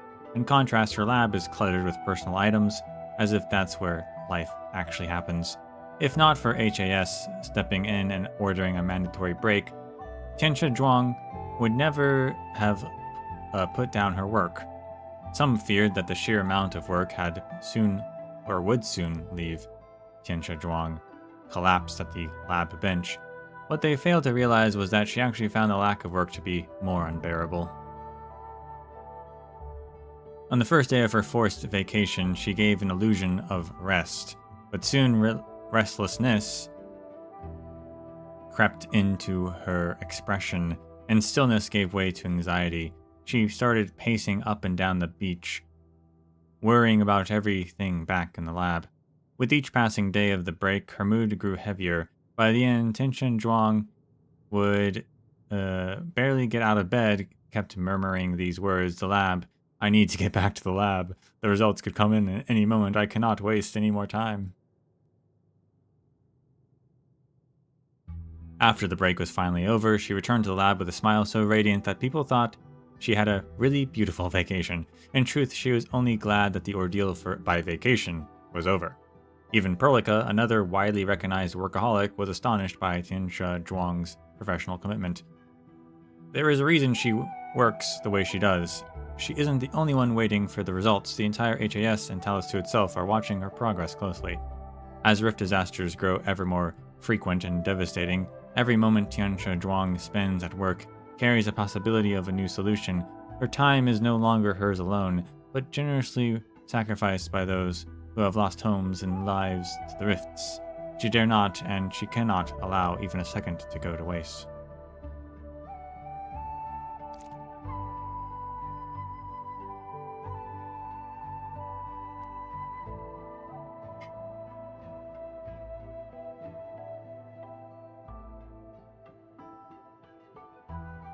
I really like Tiansha Zhuang, but I don't seem to know her well. Every operator who worked with her feels this way.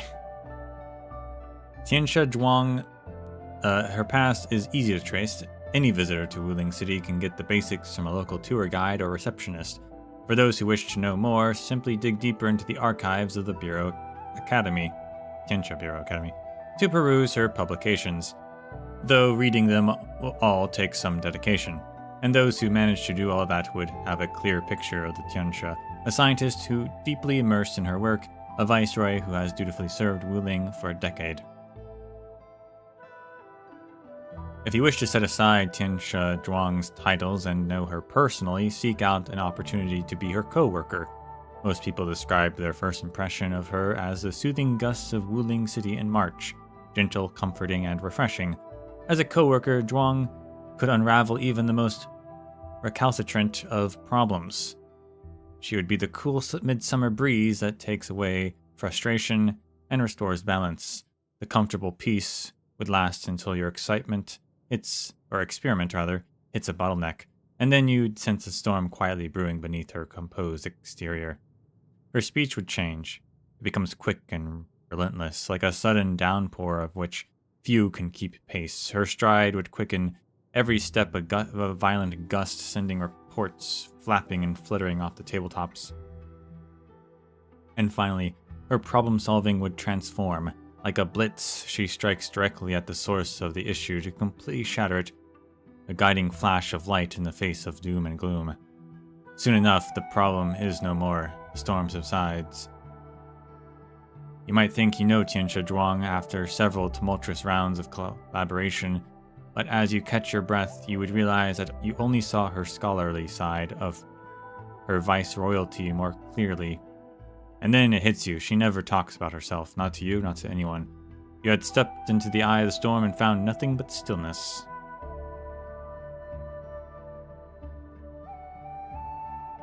Hongshan Evening News, Volume 8, Obituary, Shijin Zhuang Hunqing, a distinguished scholar of Hongshan Academy of Sciences, passed away due to illness last Sunday at 6:23 a.m. at Hongshan First Hospital, aged 42. A family memorial and farewell service will be held this Thursday in the main hall of Hongshan Funeral Home. Contacts her brother Zhuang Qing, sister Zhuang Daiqing.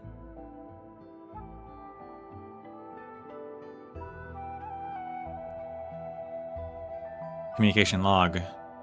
Zhuang Chengqing. Has anyone seen Fangyi? I've been busy all day, just realized she's not in the morning hall. Daiqing. Don't worry, I'm with her now. Changqing. That's a relief to hear. I'm glad you're here. I'm glad you're here. She's just a child, and this is such a heavy loss.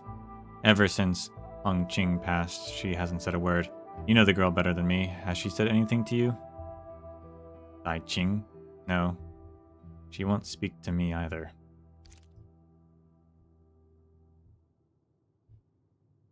I guess lost her mother pretty young.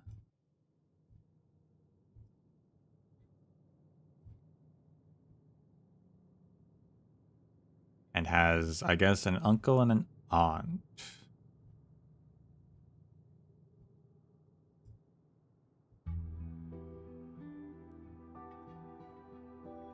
Shortly after the Wuling Science Station incident, Tianxia Zhuang was entrusted with managing several temporary shelters. Under her command, a strong line of defense between the disaster site and the safe zones was quickly established. She also provided essential support to personnel deployment, disaster site remediation, and supply distribution.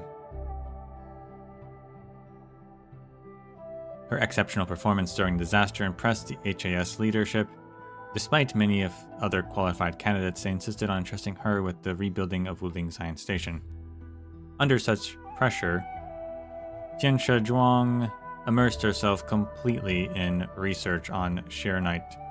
At times, she even caught herself wishing she were a machine that never needed rest. In a sense, she already was one. The lab's countdown clock for blight rupture simulations governed her every move, each tick tightening her focus. When the crisis eased, tension gave way to activity as she buzzed between lab and the monitoring center like a fully wound-up clockwork doll. It was a period when she sacrificed much and missed even more. Then one day, something unexpected shifted in her perspective. She looked up from her work, perhaps just to stretch, and overheard a conversation. "I'm starving. I really want hot pot," said a newly joined Tianxia, acne still dotting his youthful face. Another Tianxia responded indifferently, "Stop thinking about food. You're here to do research." Young Tianxia gulped his coffee, patted his cheeks, and muttered, "Right, this isn't home. I should keep my mind on the mission." Tianxia Zhuang herself recalled how she felt dizzy and stunned by this incident, as though struck by a fierce bolt of Tianxia Lei Fa, thunder arts. When the I'm not sure why I couldn't just have been lightning, but sure, thunder arts too. Either works. When the dizziness faded, she clearly realized what she had neglected.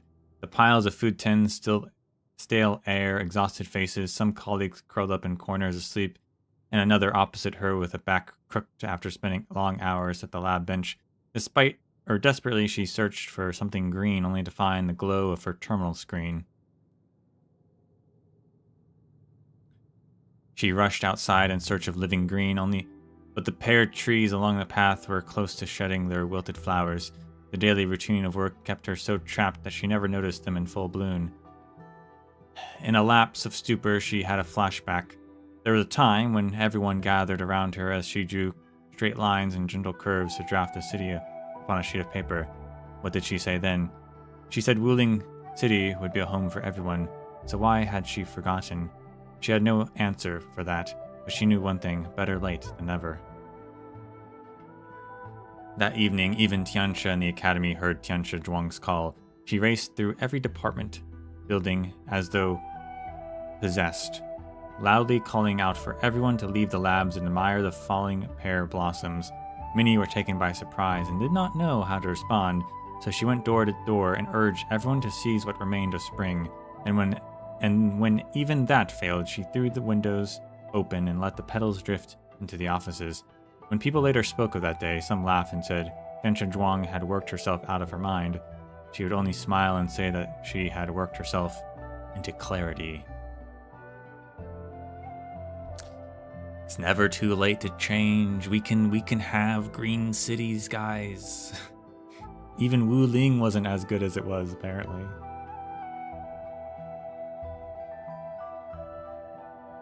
We can have good urbanism.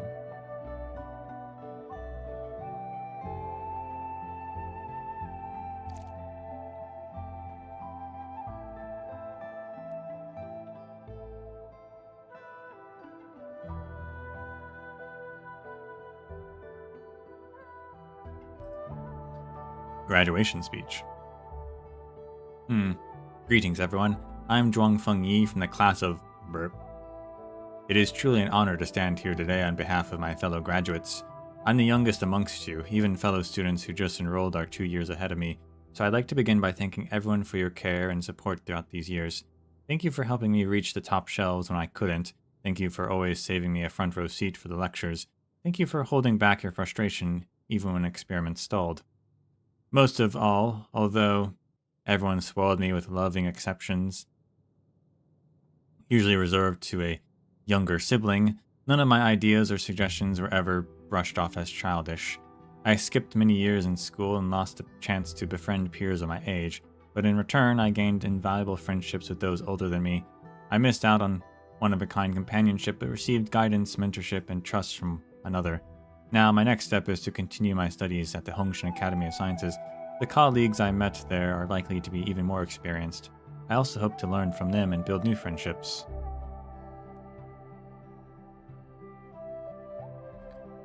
Eulogy. I am keenly aware that many among you are far more suited than I to stand here today and deliver this eulogy for those we have lost. In the presence of parents, sons and daughters, lifelong companions and loved ones, I am but a mere youth. I was the youngest member at the science station. The reason I could convey our longing on behalf of everyone is a result of your patience, guidance, and care. I have made a journey blessed with support from all sides. I often asked my experienced peers how I might repay the trust and sincerity they showed me. They would always smile and tell me that doing my work and honoring the expectations placed upon me were the best means of repayment. Though they are no longer with us, the trust they invested in me has not waned, nor has their faith in the Sheer Night project. I understand that this is the moment to repay them in full, and faithfully I shall bear those hopes and expectations upon my shoulders.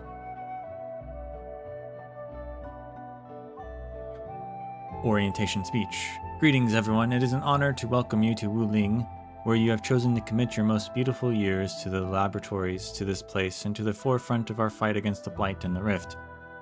I know many of you chose Wuling because your parents and elders who sacrificed everything for the science station.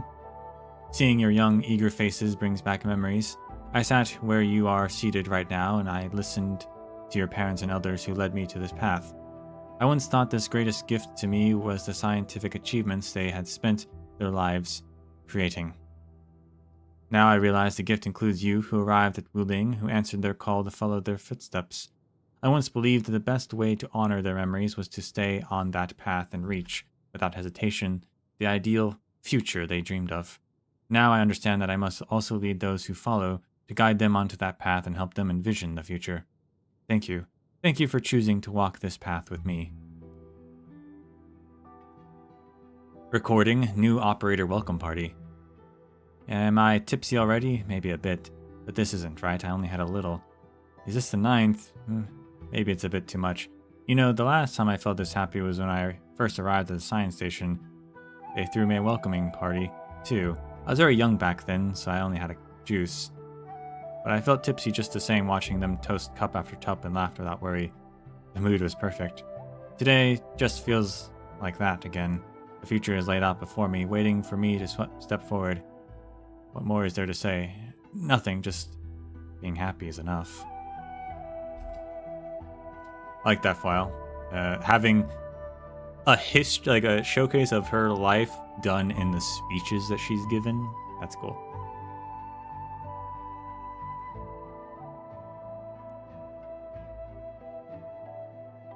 It's a neat way to show it off.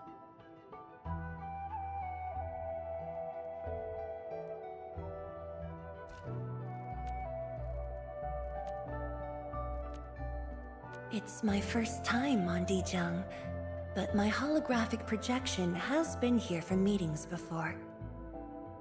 I've given some thought to that giant chubby long statue you asked for. Delivery is possible, but you might want to think carefully about where to place it. Probably on the bridge, I think. Right front and center. Our cooperation plan with Endfield, pardon me, with Wuling has concluded, and the experiment report has been uploaded. If you have time over the next few days, please be sure to take a look. I didn't come to Zhuang for work this time. The pear trees in Wuling have fruited, so I thought I'd bring some to share with everyone. When I was a child, I loved accompanying my master to the observatory. She would count the stars and point out one as Zhuang. I would watch it, thinking how far away it must be. Now, with Zhuang right before me, it is the memories that feel distant. They say one should read widely and travel far. I've read a great deal, yet I've not visited many places. Hongshan, Wuling, and Zhuang make just 3. This is hardly surprising, for I have a habit of lingering in one place for many years. 10, 20, or perhaps even a lifetime. Oh, Endman, could you hold it steady while I fill in the soil?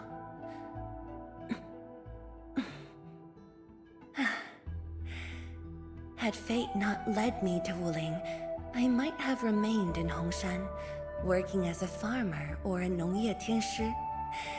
My family has always loved tending to flowers and greenery, so our home was brimming with verdant life, refreshing everyone who visited.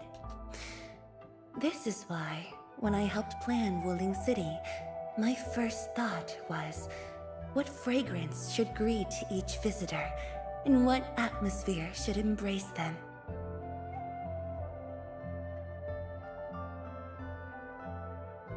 Nongye is agriculture, so an agricultural tiansha. Checks out. Relax. I'm not here to haul you off to the academy. There's a new noodle shop on Fangxing Avenue that serves braised meat noodles, and I thought I'd bring you along to try it. That said, why does seeing me instantly remind you of work? Maybe I should take a moment to reflect on that. Yeah, maybe you should. Wuling is hosting a 3-legged race, and I was wondering if you'd run it with me. The course runs from east to west and then north to south. If we finish before sunset, we pass. Worried you might not make it? relax. I was last year's first place.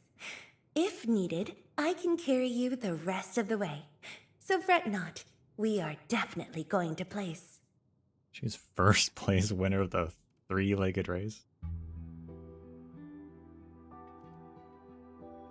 I was like, man, she invites the Inman to a lot of places. Eh? What are you reading? Oh, it's about me.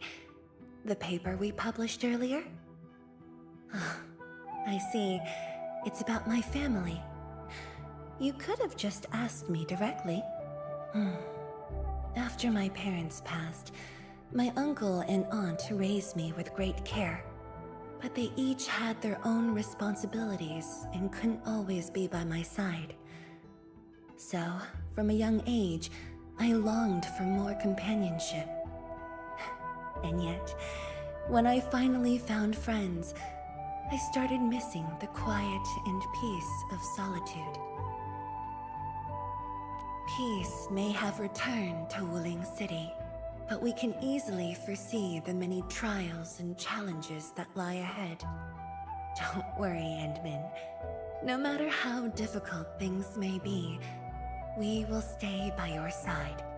Winter always yields to spring. As the saying goes, the verdant season does not disappoint those who brave the snow and frost, as it shall wake as promised.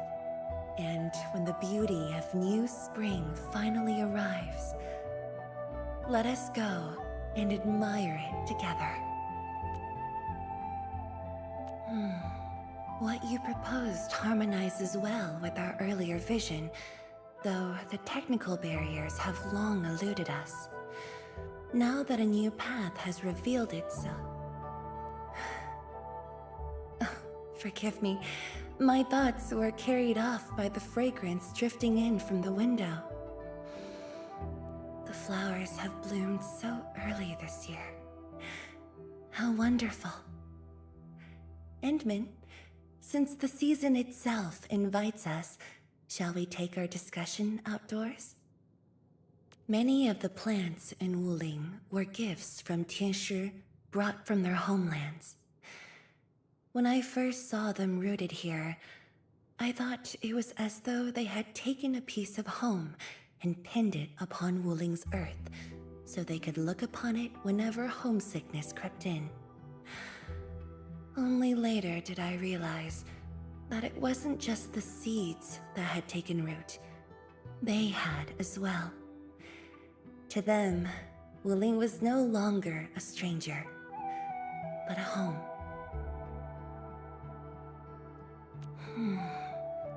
Add 5 milliliters of the solution. Okay, color change looks normal. No weird precipitate or cloudiness. Next, a little catalyst to bring out the flavor. Temperature is fine, nothing is burning. Dissolution rate looks okay. Endman? No, I'm not running an experiment. Actually, I'm cooking.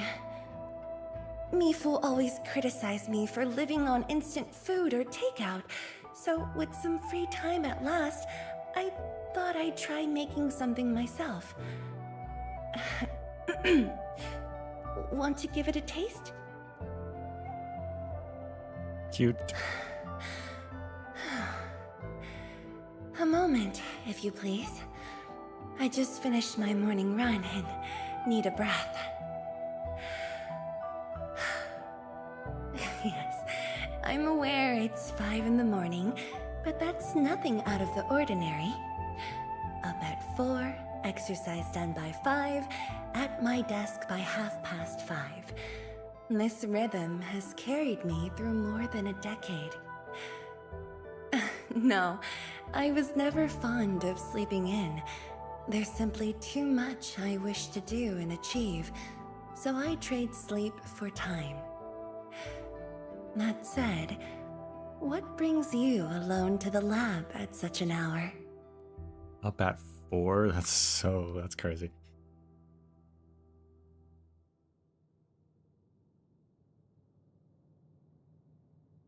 As long as she perhaps goes to bed much earlier.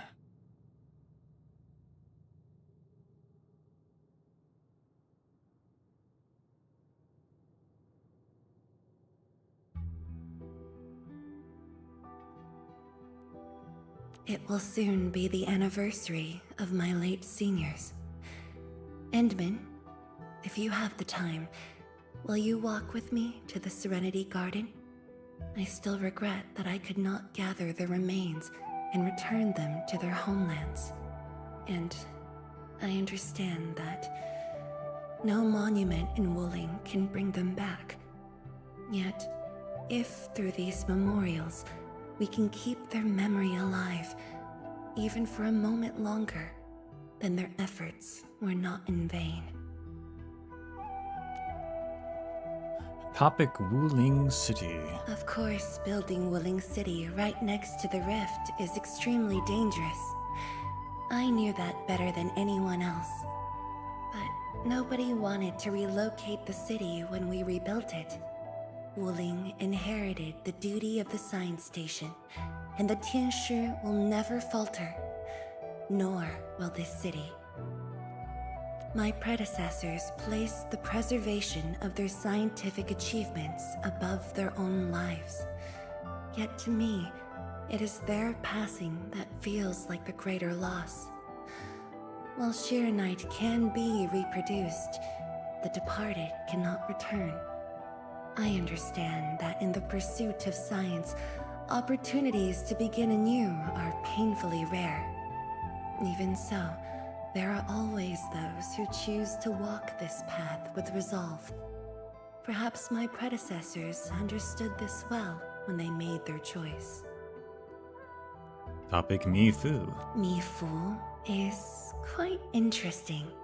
When we first started building Wuling City, challenges came, one after another, and I often escaped to the mountains to find peace.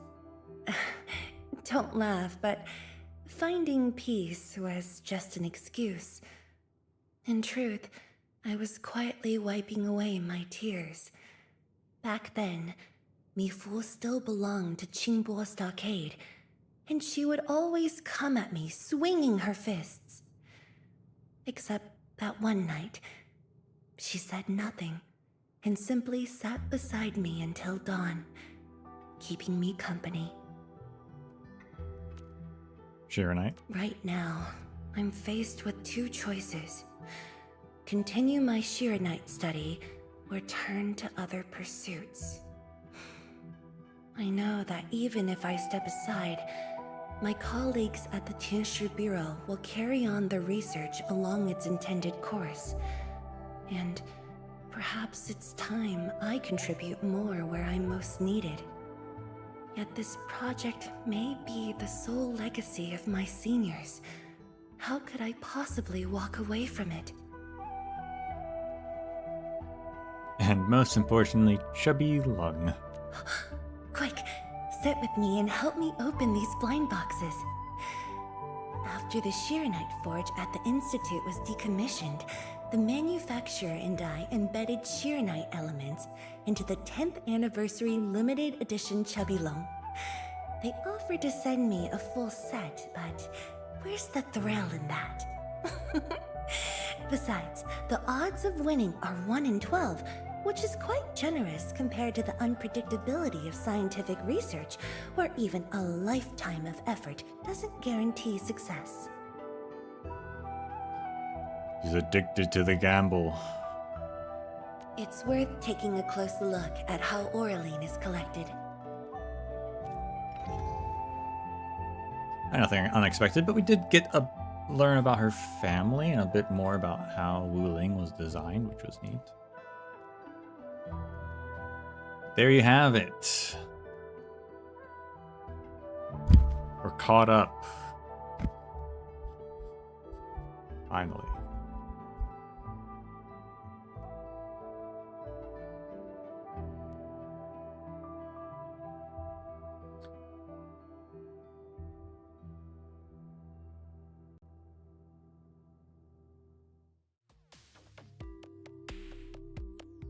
going forward with this, I'm not sure what the plan will be.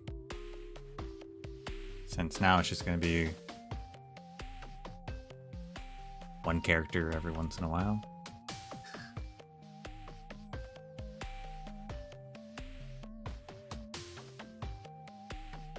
I don't think I want to like wait until I have a selection of characters, because by that point it'd be a long time since the like first character was gotten, right? So I don't know. Read them as they come. If there's a time on a related Endfield stream or something, who knows? I'll figure it out when I figure it out.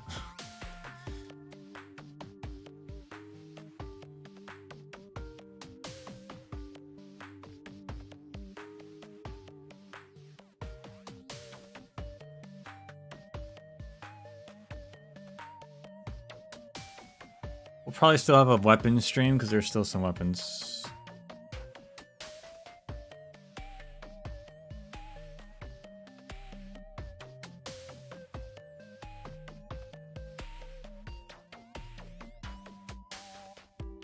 Maybe when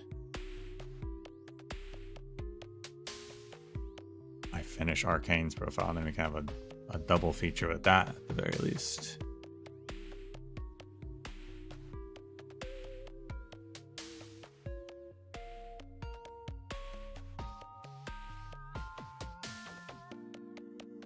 But I'll figure it out. Can't guarantee...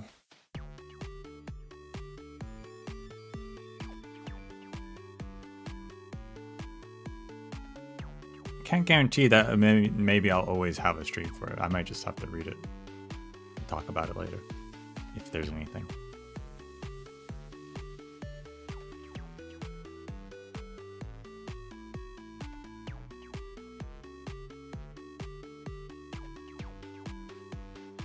But that's the majority of characters now. Now, if they start releasing more characters, like if they start releasing some more 5 stars and something, you know, that might change things. But I hope they do at some point. There's really no reason that they don't.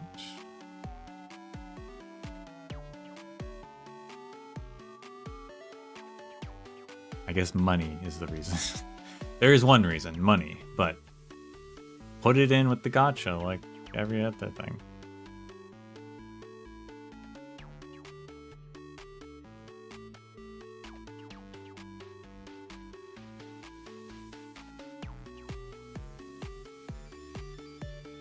But anyway, that's all for now. So thank you all for watching. And until we meet again, may the sands of time treat you well.